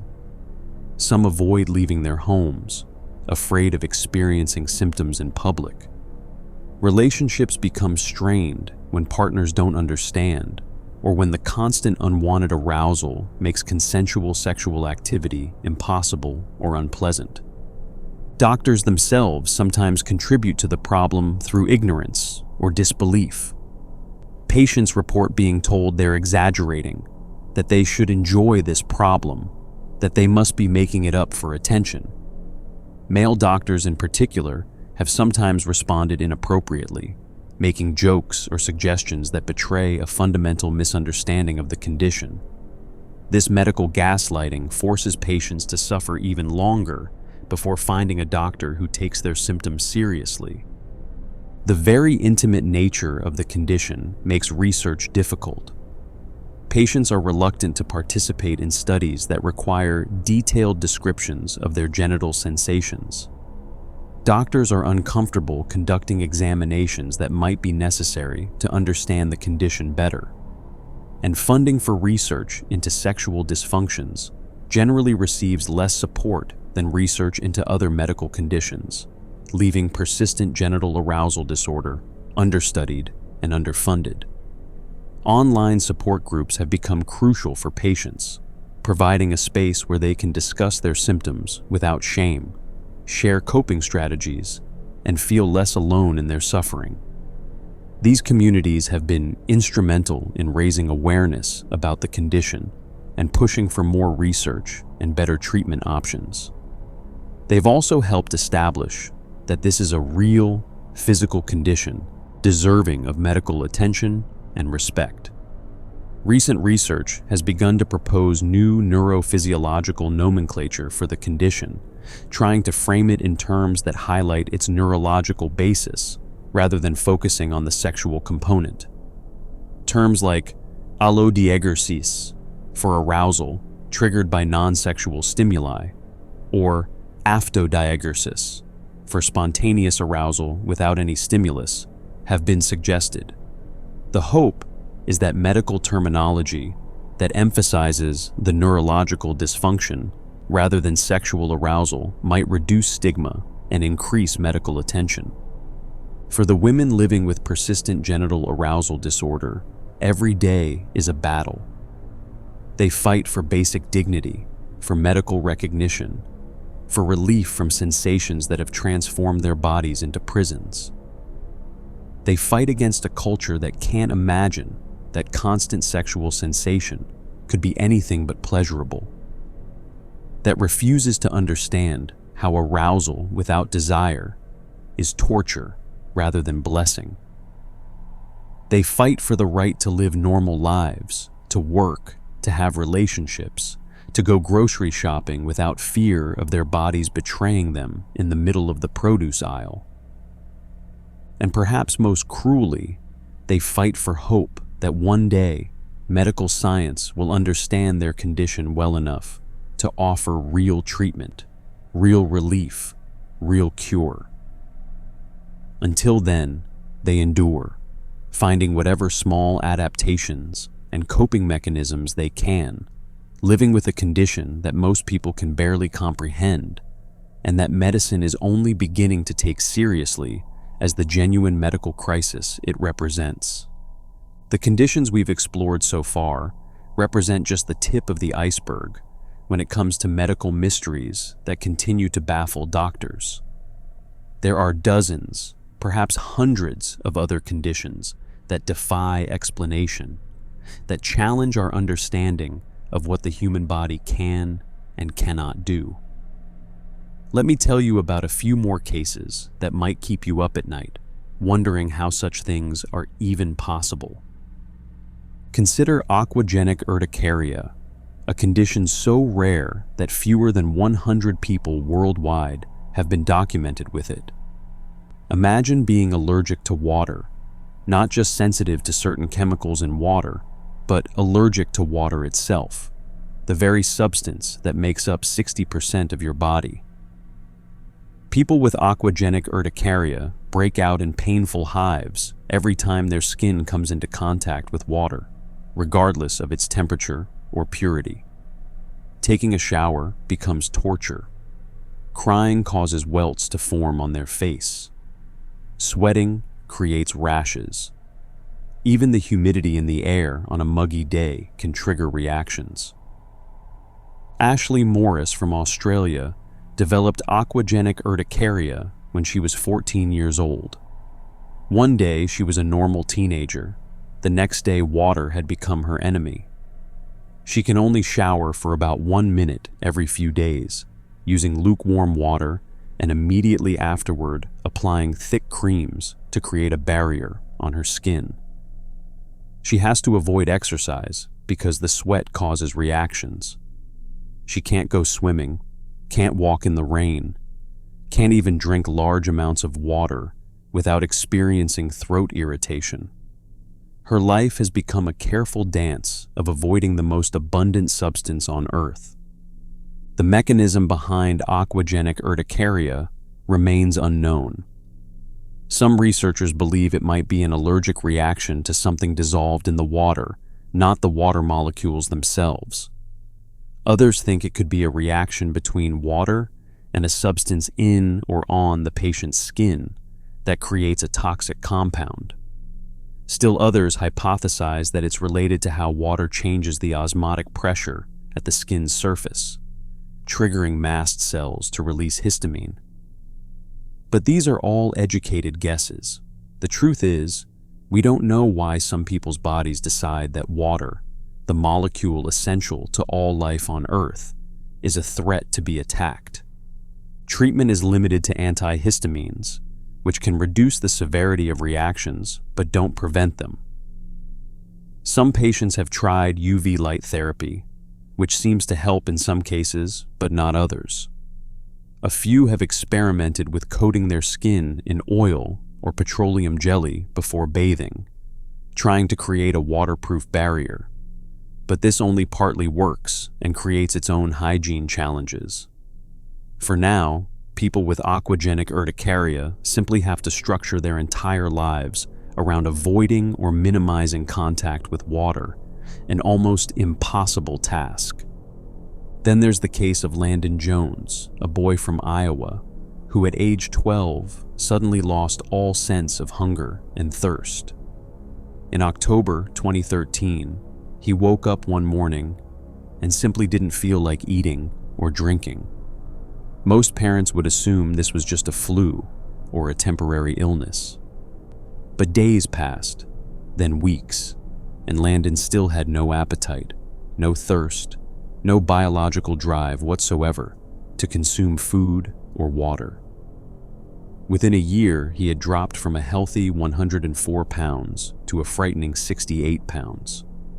His body was wasting away because his brain had simply stopped sending the signals that tell us we need to eat and drink. Doctors ran countless tests. Brain scans showed nothing abnormal. Psychiatric evaluations found no eating disorder, no body dysmorphia, no psychological reason for his refusal to eat. His digestive system worked perfectly fine when food was put into it. The problem was purely that his body had lost the instinct to seek nourishment. Specialists hypothesized that something might be wrong with his hypothalamus, the region of the brain that regulates hunger and thirst. But they couldn't find any visible damage or abnormality. Landon's parents had to put him on a strict feeding schedule, forcing him to eat and drink at regular intervals, even though he felt no desire to do so. Imagine having to consciously remind yourself to eat and drink, having to set alarms to tell you when it's time to consume calories, because your body has completely forgotten how to tell you it needs fuel. Landon described it as like trying to remember to breathe manually, a constant mental effort to override the absence of natural biological signals. The National Institutes of Health took an interest in Landon's case, hoping to study this incredibly rare condition. But as of the last available reports, no diagnosis had been made, no cause had been identified, and no cure had been found.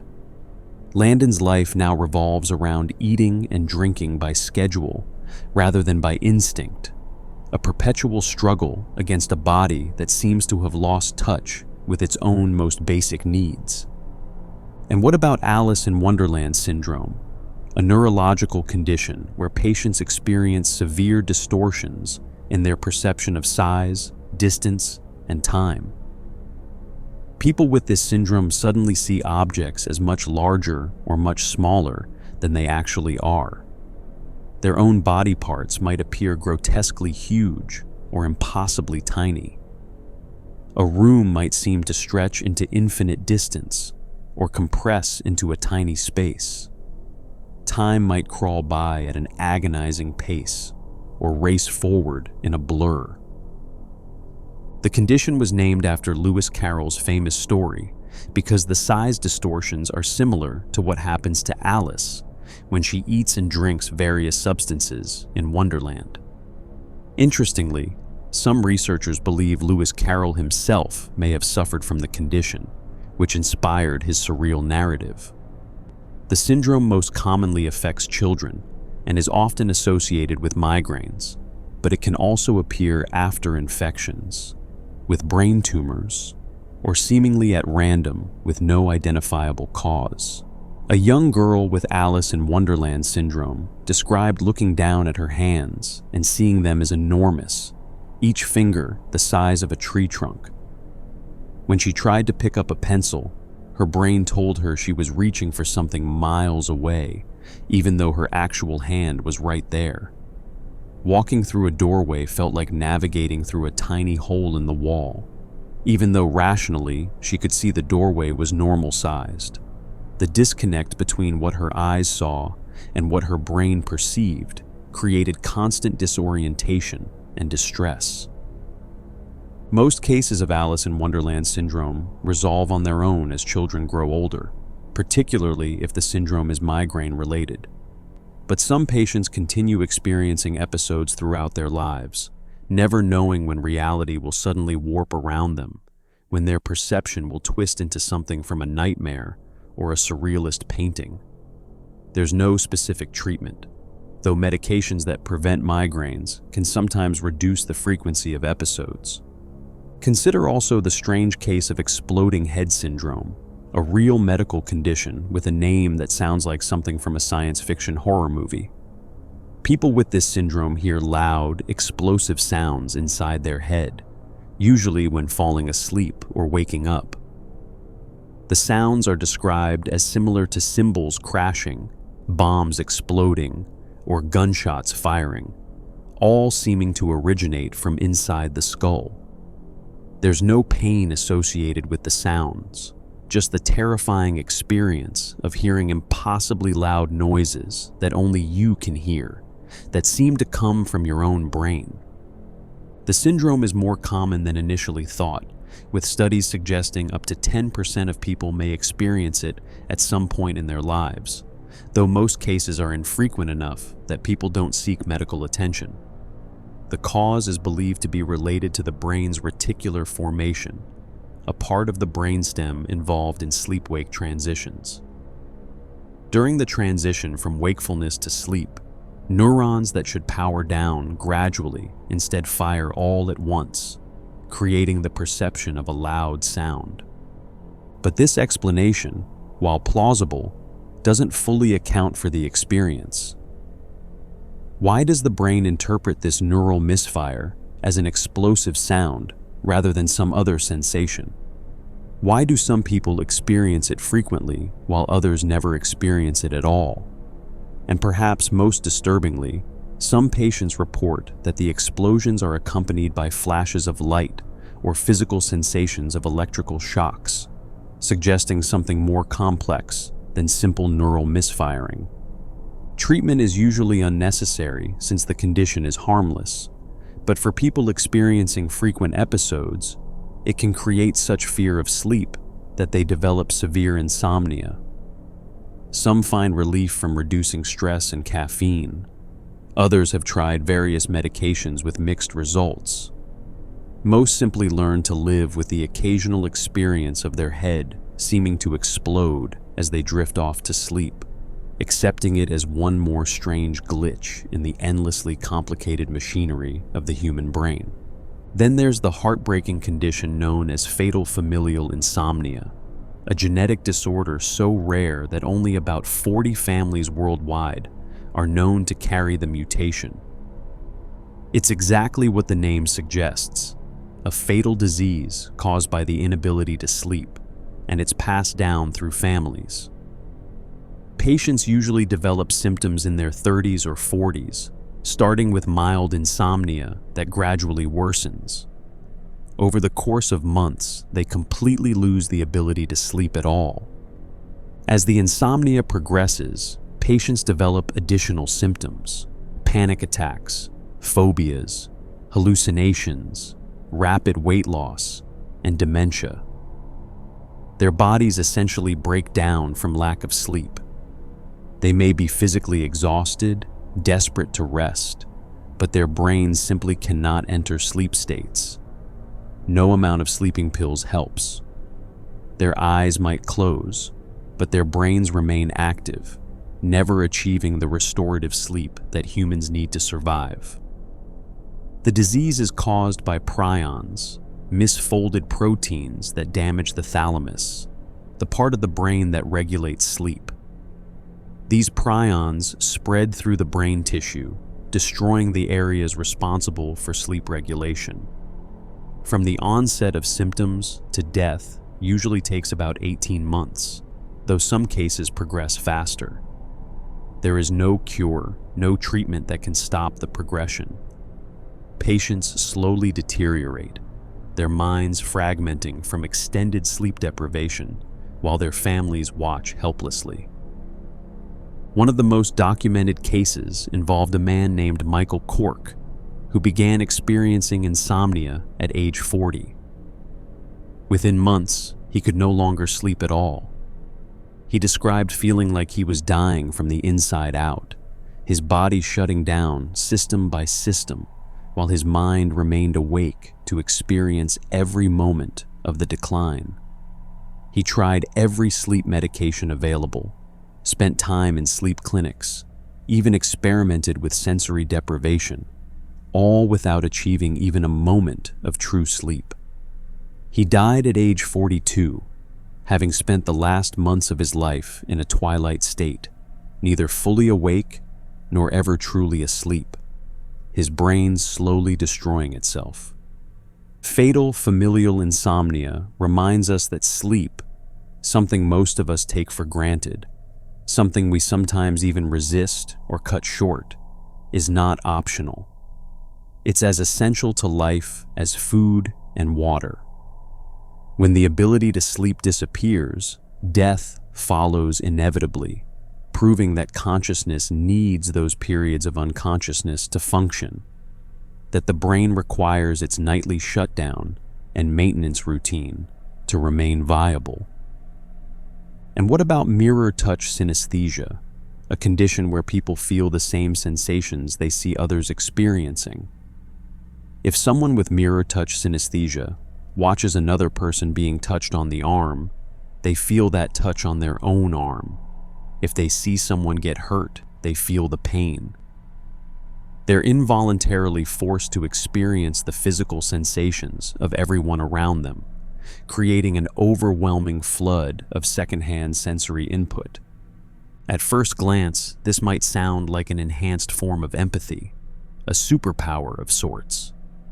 But for people living with it, mirror touch synesthesia is often overwhelming and exhausting. Imagine walking through a crowded street and feeling every bump, every brush, every touch that happens to the people around you. Watching a violent movie becomes physically painful. Seeing someone scratch an itch makes your own skin crawl with the need to scratch. Medical dramas on television become unbearable because you feel every injection, every wound, every symptom the patients experience.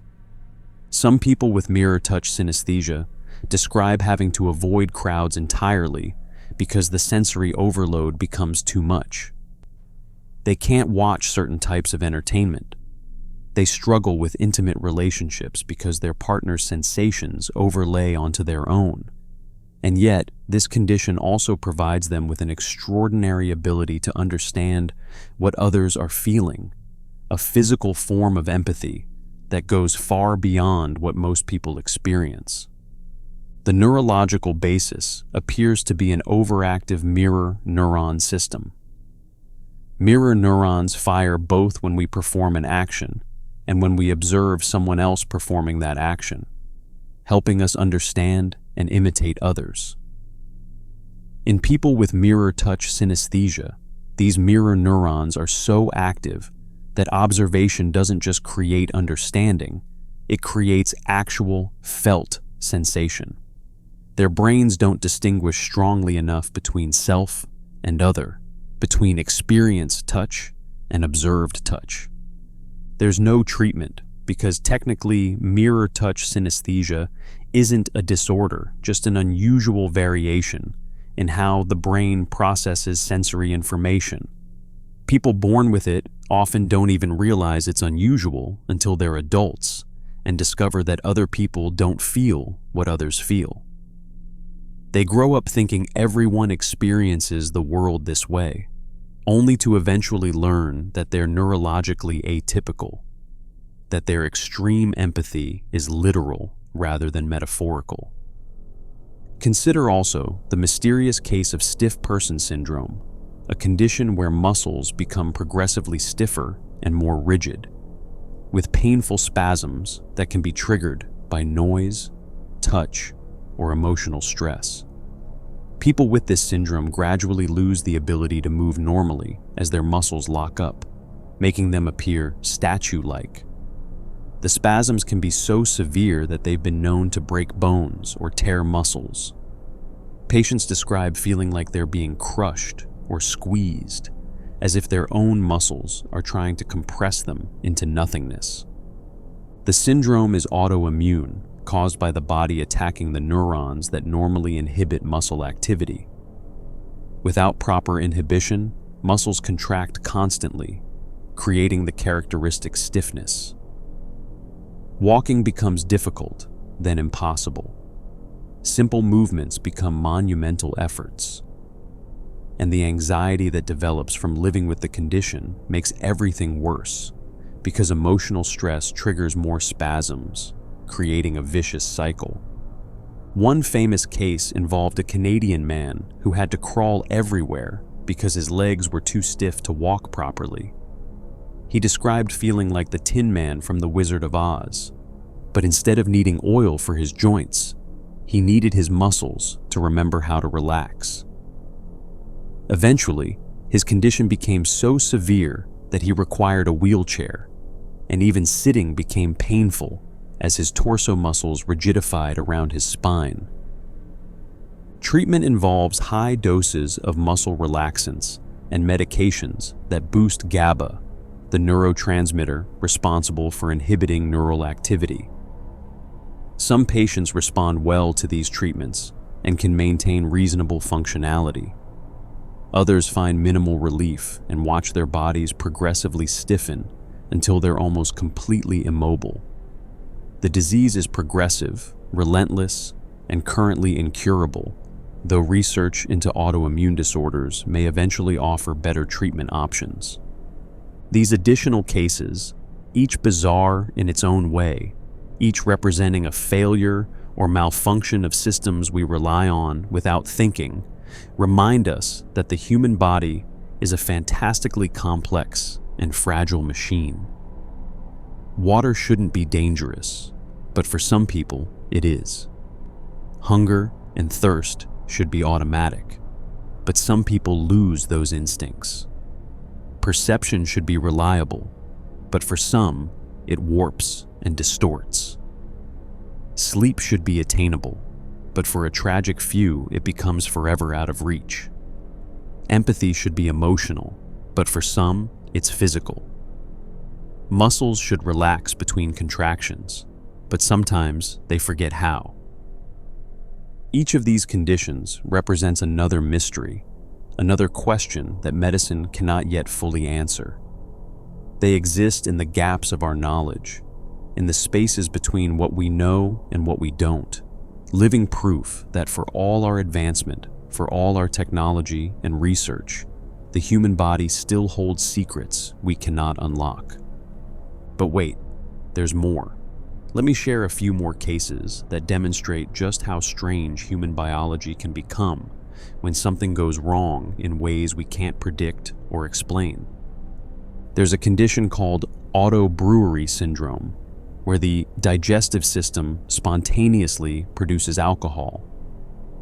People with this syndrome can become intoxicated without drinking any alcohol at all.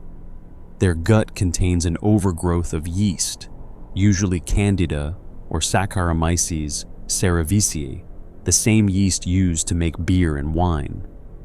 When they eat carbohydrates, the yeast ferments the sugars into alcohol, which is then absorbed into their bloodstream, just as if they'd been drinking. Imagine being pulled over by police, blowing well over the legal limit on a breathalyzer, and knowing with absolute certainty that you haven't had a single drink. That's exactly what happened to one man whose case made international headlines. He kept getting drunk at random times, experiencing all the symptoms of intoxication, memory blackouts, impaired coordination, slurred speech, all without touching alcohol.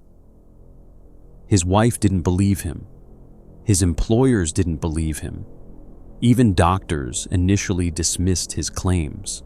It wasn't until researchers tested him in a controlled environment, feeding him carbohydrate-rich meals and measuring his blood alcohol level rising without any alcohol consumption, that his condition was confirmed. Autobrewery syndrome can develop after a course of antibiotics that kills off the healthy gut bacteria, allowing yeast to overgrow.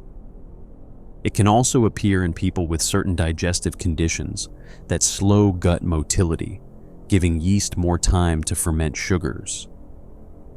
Treatment involves antifungal medications to kill the yeast and strict low-carbohydrate diets to starve any remaining yeast of the sugars they need to produce alcohol.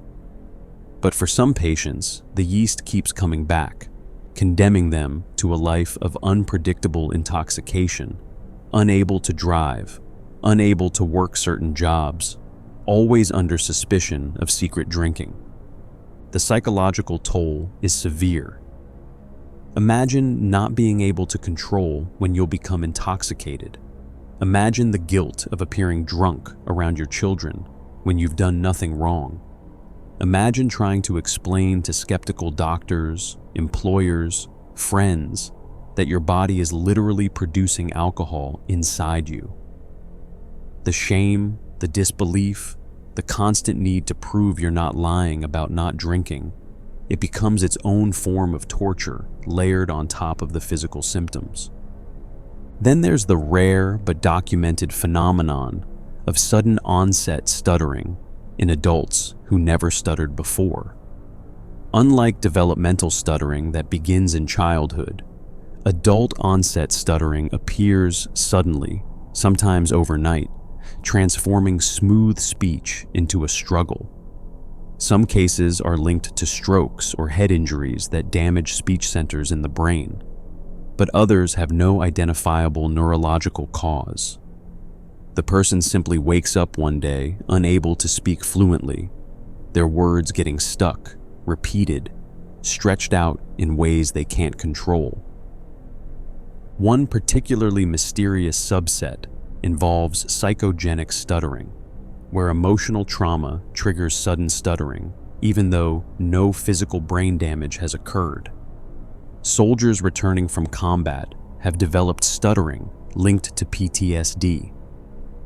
Victims of severe emotional stress have found themselves suddenly unable to speak without struggling. The brain, overwhelmed by trauma, somehow redirects that distress into a disruption of speech patterns. Treatment for adult-onset stuttering depends on the cause. If brain injury is involved, speech therapy can help develop compensatory strategies, though complete recovery is rare. For psychogenic cases, treating the underlying trauma through therapy can sometimes resolve the stuttering, though not always. Some patients find their speech improves with time, while others struggle with stuttering for the rest of their lives, mourning the loss of the fluent speech they once took for granted. Consider also the condition called synesthesia in its more unusual forms. Most people have heard of synesthesia, where sounds trigger colors or numbers have personalities. But there are stranger variants. Some people taste shapes, their brain interpreting angular objects as sour and round objects as sweet. Others see emotions as colors emanating from people's bodies, turning emotional perception into visual information. Still others experience time-space synesthesia, where time periods, days of the week, months of the year, exist as spatial locations they can see around them. One woman with time-space synesthesia described seeing the entire year laid out before her like a calendar in three-dimensional space. January floated to her left and slightly behind her. June hovered directly in front at eye level. December arced around to her right. This spatial representation of time wasn't metaphorical. She actually perceived temporal information as having physical locations in space around her body.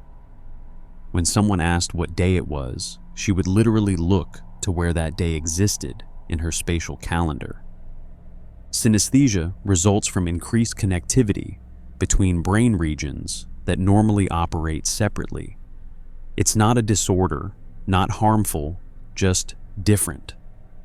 But it does mean that synesthetes experience reality in ways that most people literally cannot imagine. Their sensory world is richer, more interconnected, but also potentially more overwhelming, with sensory information bleeding across categories in ways that can be beautiful, confusing, or both. What about the ultra-rare condition called autoimmune progesterone dermatitis, where women become allergic to their own progesterone? Progesterone is a hormone naturally produced during the menstrual cycle. In women with this condition, their immune system attacks progesterone as if it were a foreign invader. The result?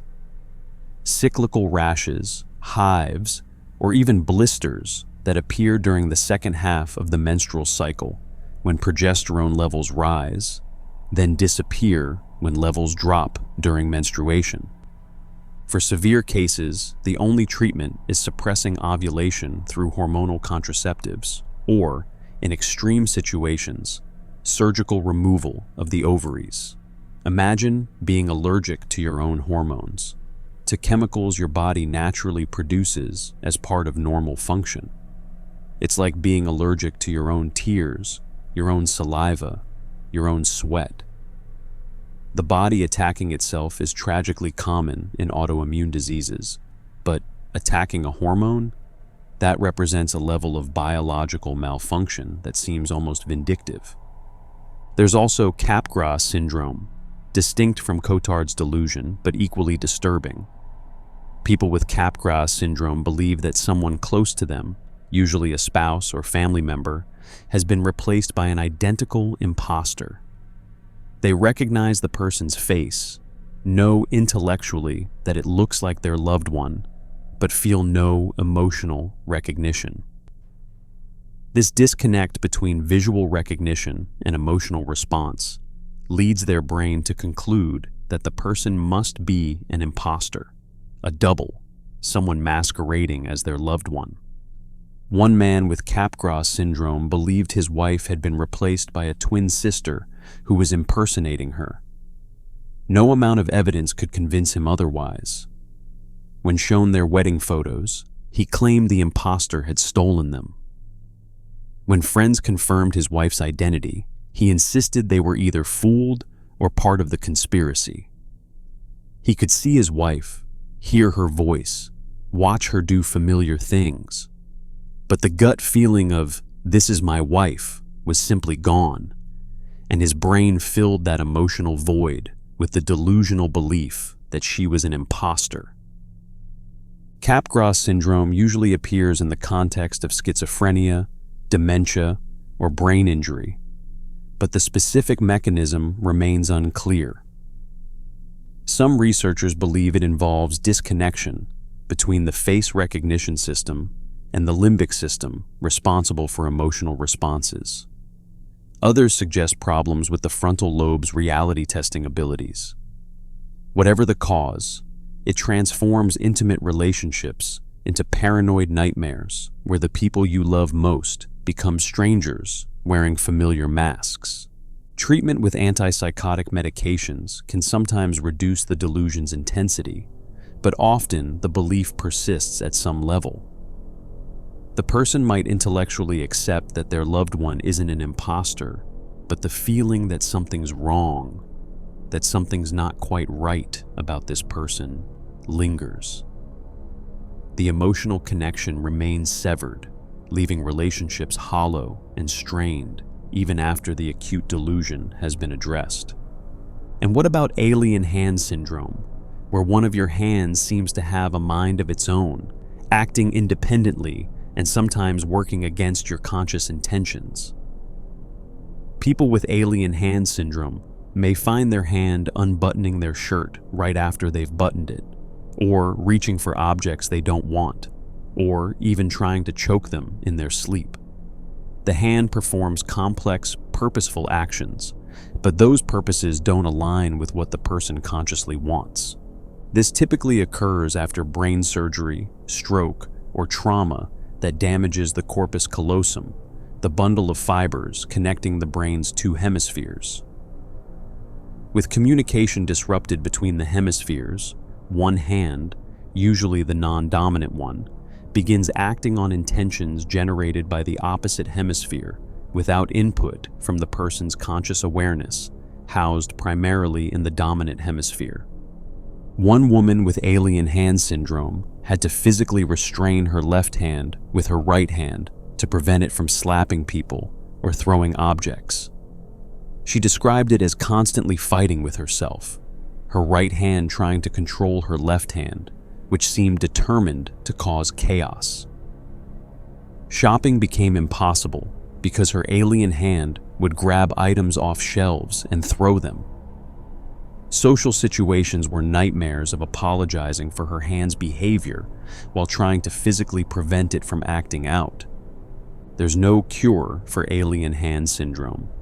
Some patients learn to manage it by keeping the alien hand occupied with an object to hold, giving it something to do that's less problematic than its spontaneous actions. Others have to constantly supervise the hand, using their good hand to physically control the alien one. Over time, some people adapt, their brain perhaps finding new pathways or developing new strategies. But many live in constant conflict with a part of their own body that has become, in a very real sense, not their own. Consider the nightmare of locked-in syndrome, where a person is completely aware and awake, but unable to move or communicate except possibly through eye movements. This isn't a mystery in terms of cause. It results from damage to specific parts of the brainstem that control voluntary movement while leaving consciousness intact. But it represents perhaps the ultimate medical horror: being trapped inside a body that won't respond, unable to tell anyone you're still in there, still aware, still experiencing everything. Some locked-in syndrome patients have described the initial period after the stroke or injury, when doctors and family members talked around them, making decisions about their care, sometimes even discussing whether to withdraw life support, all while they screamed internally, desperately trying to move, to blink, to do anything that would show they were still present. Some learned to communicate through eye blinks, laboriously spelling out words one letter at a time. Others remain trapped, their only window to the world, the limited view from eyes that might not even move reliably. Modern assistive technology has given some locked-in patients the ability to communicate through eye-tracking computers or brain-computer interfaces. But these solutions aren't available to everyone, and the technology isn't perfect. The psychological resilience required to endure locked-in syndrome is almost incomprehensible. You remain fully conscious, fully aware, but robbed of nearly every way to interact with the world. Your only interactions are what others choose to provide for you. You can't express pain, can't ask for comfort, can't tell someone to adjust your position when you're uncomfortable. You're dependent in ways that go beyond any other human condition.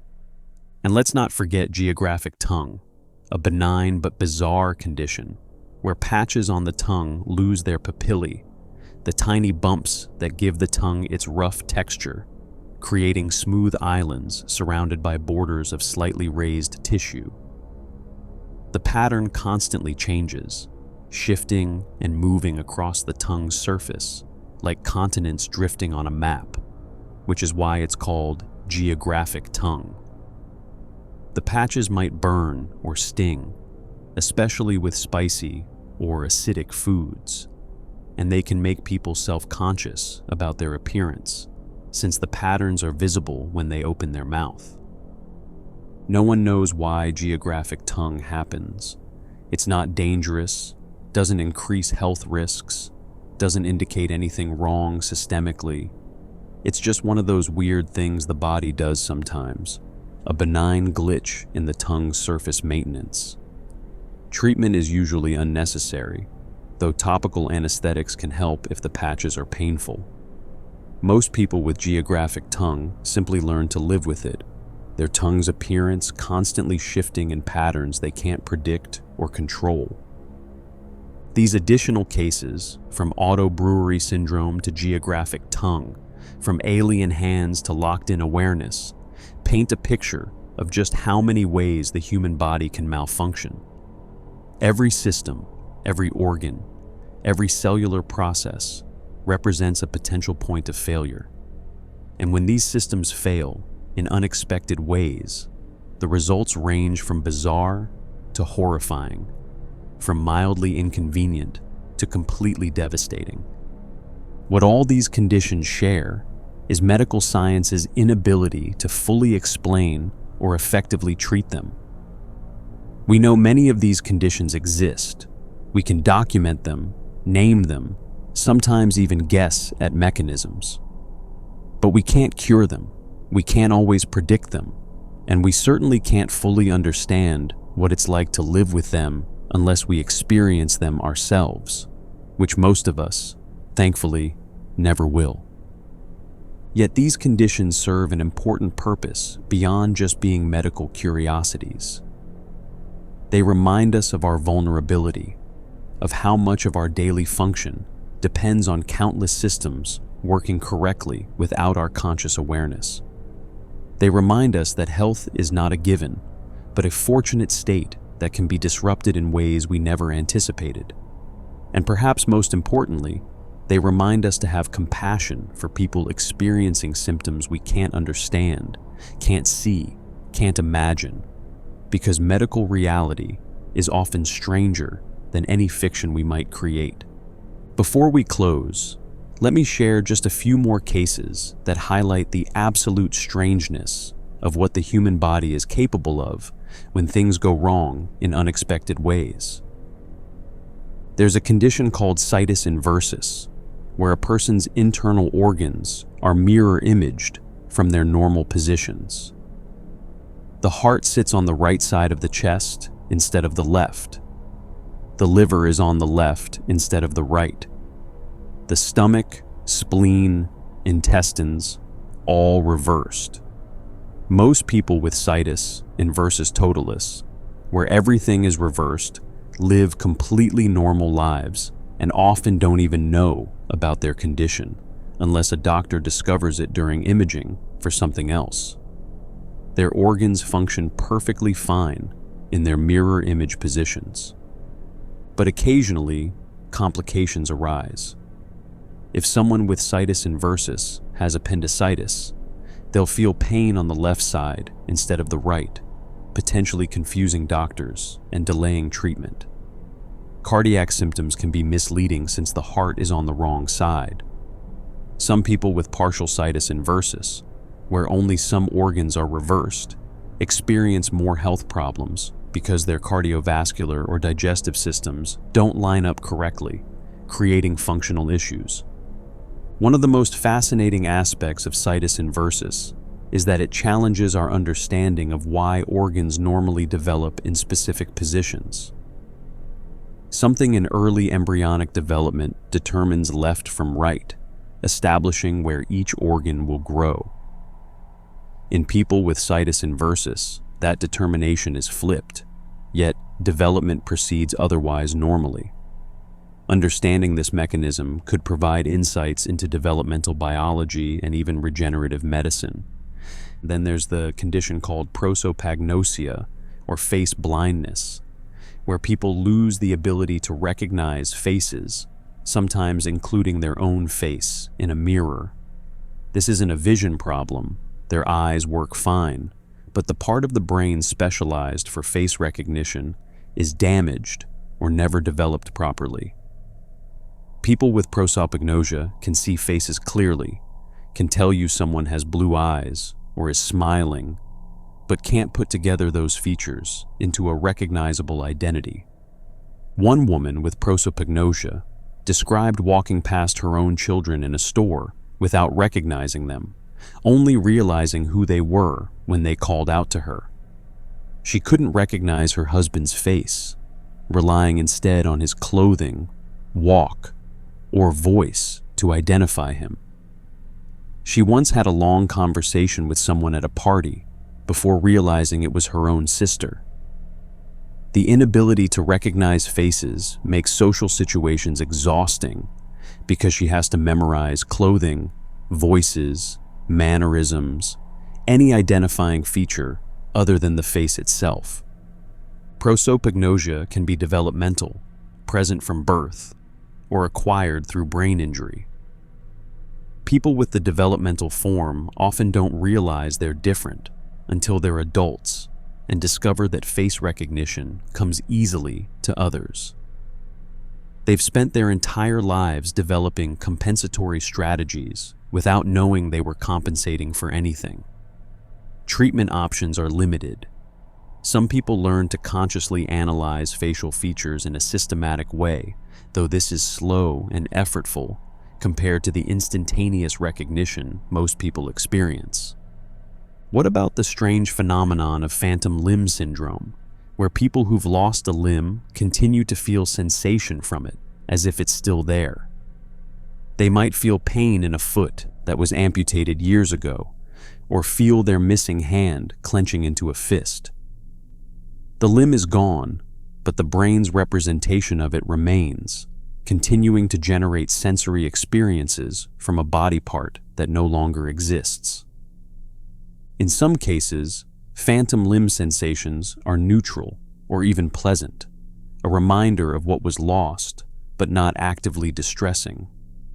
But many amputees experience phantom limb pain, sometimes agonizing pain in a limb that isn't there. Imagine having terrible pain in your foot and being unable to rub it, adjust it, rest it, because the foot doesn't exist. The pain is real, generated by real neural activity, but there's no physical target for treatment. One of the more successful treatments involves mirror therapy, where the person watches a mirror reflection of their intact limb and moves it, tricking the brain into believing the missing limb is moving too. This can relieve phantom limb pain by satisfying the brain's expectation of movement and sensation from the missing limb. Other treatments include medications for nerve pain, transcutaneous electrical nerve stimulation, or even virtual reality systems that create a visual representation of the missing limb. Phantom limb syndrome reveals something profound about how we experience our bodies. We think of bodily sensation as coming from our body parts, but really it's generated by our brain's model of our body. When the physical body changes, but the brain's model doesn't update, we continue experiencing the old model even though the physical reality has changed. This disconnect creates the phantom limb, a ghost of flesh that haunts the space where something used to be. Consider also exploding head syndrome's cousin condition, called visual snow syndrome, where people see constant visual static, like a television tuned to a dead channel, overlaying their entire visual field. Every surface is covered in tiny flickering dots, making the world look grainy and pixelated. This isn't floaters or spots from eye problems. It's a neurological condition where the visual processing centers create noise in the signal, visual information that doesn't correspond to anything in the actual environment. People with visual snow also often experience additional visual phenomena, after images that linger too long, trails following moving objects, enhanced entoptic phenomena where they can see their own blood cells moving in the vessels of their eyes, or spontaneous flashes of light. The world becomes a constantly shifting, noisy, visual landscape that never quiets, never becomes clear. Visual snow syndrome is exhausting. Reading becomes difficult when text appears to shimmer and shift. Driving at night is dangerous when headlights leave long trails. Sleep is disrupted by the visual noise that persists even with closed eyes in a dark room. Many people with visual snow develop anxiety or depression from the constant sensory disturbance, from never being able to see the world clearly, from explaining to skeptical others that, no, they're not imagining it. The world really does look like this to them all the time. The cause remains unclear, though it appears to involve hyperactivity in the visual cortex. Treatment options are limited. Some patients find relief from medications used for migraines or seizures, which calm neural overactivity. Others have to simply adapt, learning to filter out the visual snow mentally, though it never truly goes away. It's always there, a constant layer of noise between them and the world. And what about the terrible condition called burning mouth syndrome, where the mouth, tongue, and throat feel like they're on fire despite no visible injury or inflammation? The burning sensation can be constant or intermittent, mild or severe, and it's accompanied by altered taste, increased thirst, and sometimes a metallic taste. Eating and drinking provide no relief, and sometimes make the burning worse.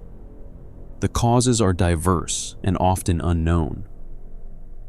Hormonal changes, nutritional deficiencies, nerve damage, oral thrush, allergies to dental materials, anxiety, and depression have all been linked to burning mouth syndrome, but many cases have no identifiable cause. The condition is more common in postmenopausal women, but can affect anyone. Treatment involves addressing any underlying causes, if they can be found, and managing symptoms with pain medications, saliva substitutes, or cognitive behavioral therapy to help cope with chronic pain. One woman described burning mouth syndrome as like holding a hot coal on her tongue 24 hours a day, 7 days a week. She couldn't enjoy food because everything tasted wrong and intensified the burning. She couldn't sleep because the pain persisted. Social situations became ordeals because talking aggravated the burning, and the constant discomfort made focusing on conversation nearly impossible. She cycled through dozens of doctors and treatments before finding a combination of medications that made the burning tolerable, though never gone. These additional conditions, each strange and debilitating in its own way, further illustrate the vast catalog of things that can go wrong with the human body. Mirror-imaged organs, lost ability to recognize faces, sensation from limbs that don't exist, constant visual static, burning mouths with no visible cause, all represent failures of systems we rely on but rarely think about until they break. What unites all these conditions, from the most famous cases we discussed earlier to these lesser-known syndromes, is the gap between how we expect our bodies to function and how they actually do function when something goes wrong. We expect our skin to remain skin, not turn into bark. We expect to age, not freeze, in childhood. We expect our voices to remain familiar, our blood to be safe, our bones to stay put, our minds to recognize we're alive, our arousal to be desired. We expect water to be harmless, hunger to be automatic, perception to be reliable, our hands to obey, sleep to be achievable. When these expectations are violated, when the body or brain goes rogue in ways that shouldn't be possible, we're left grappling with medical mysteries that challenge not just our scientific understanding, but our very sense of what it means to be human, to inhabit a body, to experience reality through fallible flesh. We've journeyed tonight through some of the strangest, most disturbing, most inexplicable medical conditions ever documented. We've met people whose bodies turned to bark, who stopped aging in childhood, who woke up speaking in foreign accents, whose blood somehow poisoned an entire emergency room, who slowly turned to stone, who believed they were already dead, and who suffered from arousal that brought no pleasure, only torment. These aren't fictional horror stories. They're not myths or legends or urban myths. They're real conditions that have afflicted real people, real lives disrupted and destroyed by biological impossibilities made manifest. And despite all our advanced medical knowledge, despite decades or even centuries of study, in some cases, we still don't fully understand them. We don't know why they happen. We don't know how to prevent them. And in most cases, we don't know how to cure them. What do these mysterious conditions tell us? Perhaps they're reminders that the human body, for all that we take it for granted, is astonishingly complex. We like to think we understand how our bodies work, but these cases reveal vast territories of unknown mechanism and unexplored biology. They show us that consciousness itself, our sense of being alive, our experience of existing in these flesh and blood vessels, depends on countless intricate systems all functioning correctly together. When just one piece breaks, the results can be catastrophic in ways we never imagined possible. These cases also reveal something about medical progress. We've come so far in understanding and treating disease. We've cured infections that once killed millions. We've developed surgeries that seem miraculous. We've mapped the human genome and peered into the deepest structures of cells. And yet, these conditions humble us.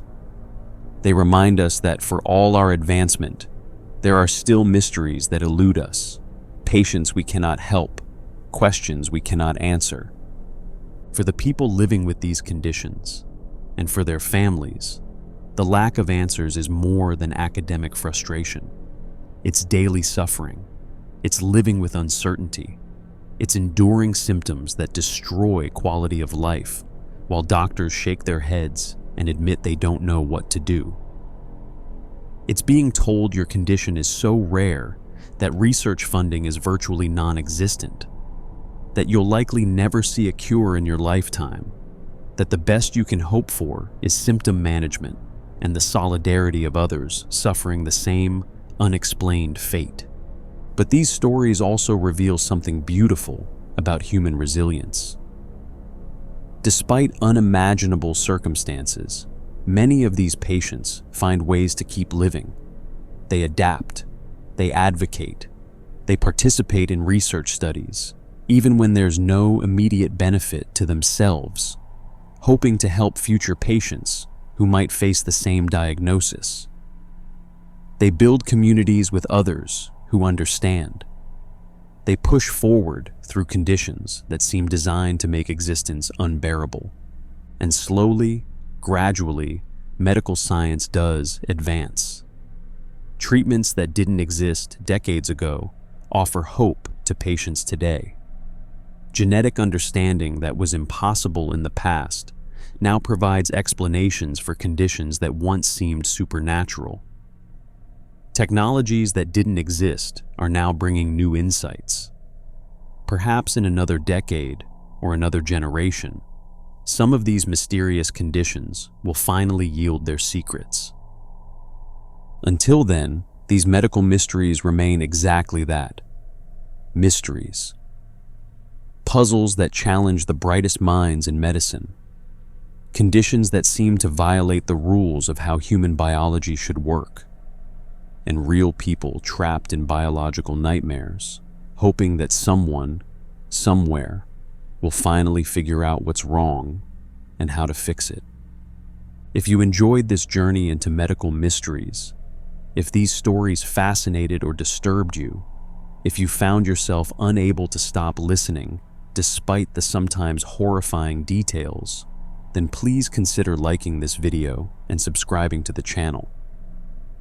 Your support helps us continue exploring the strange, the unexplained, and the deeply human stories that exist at the boundaries of medical knowledge.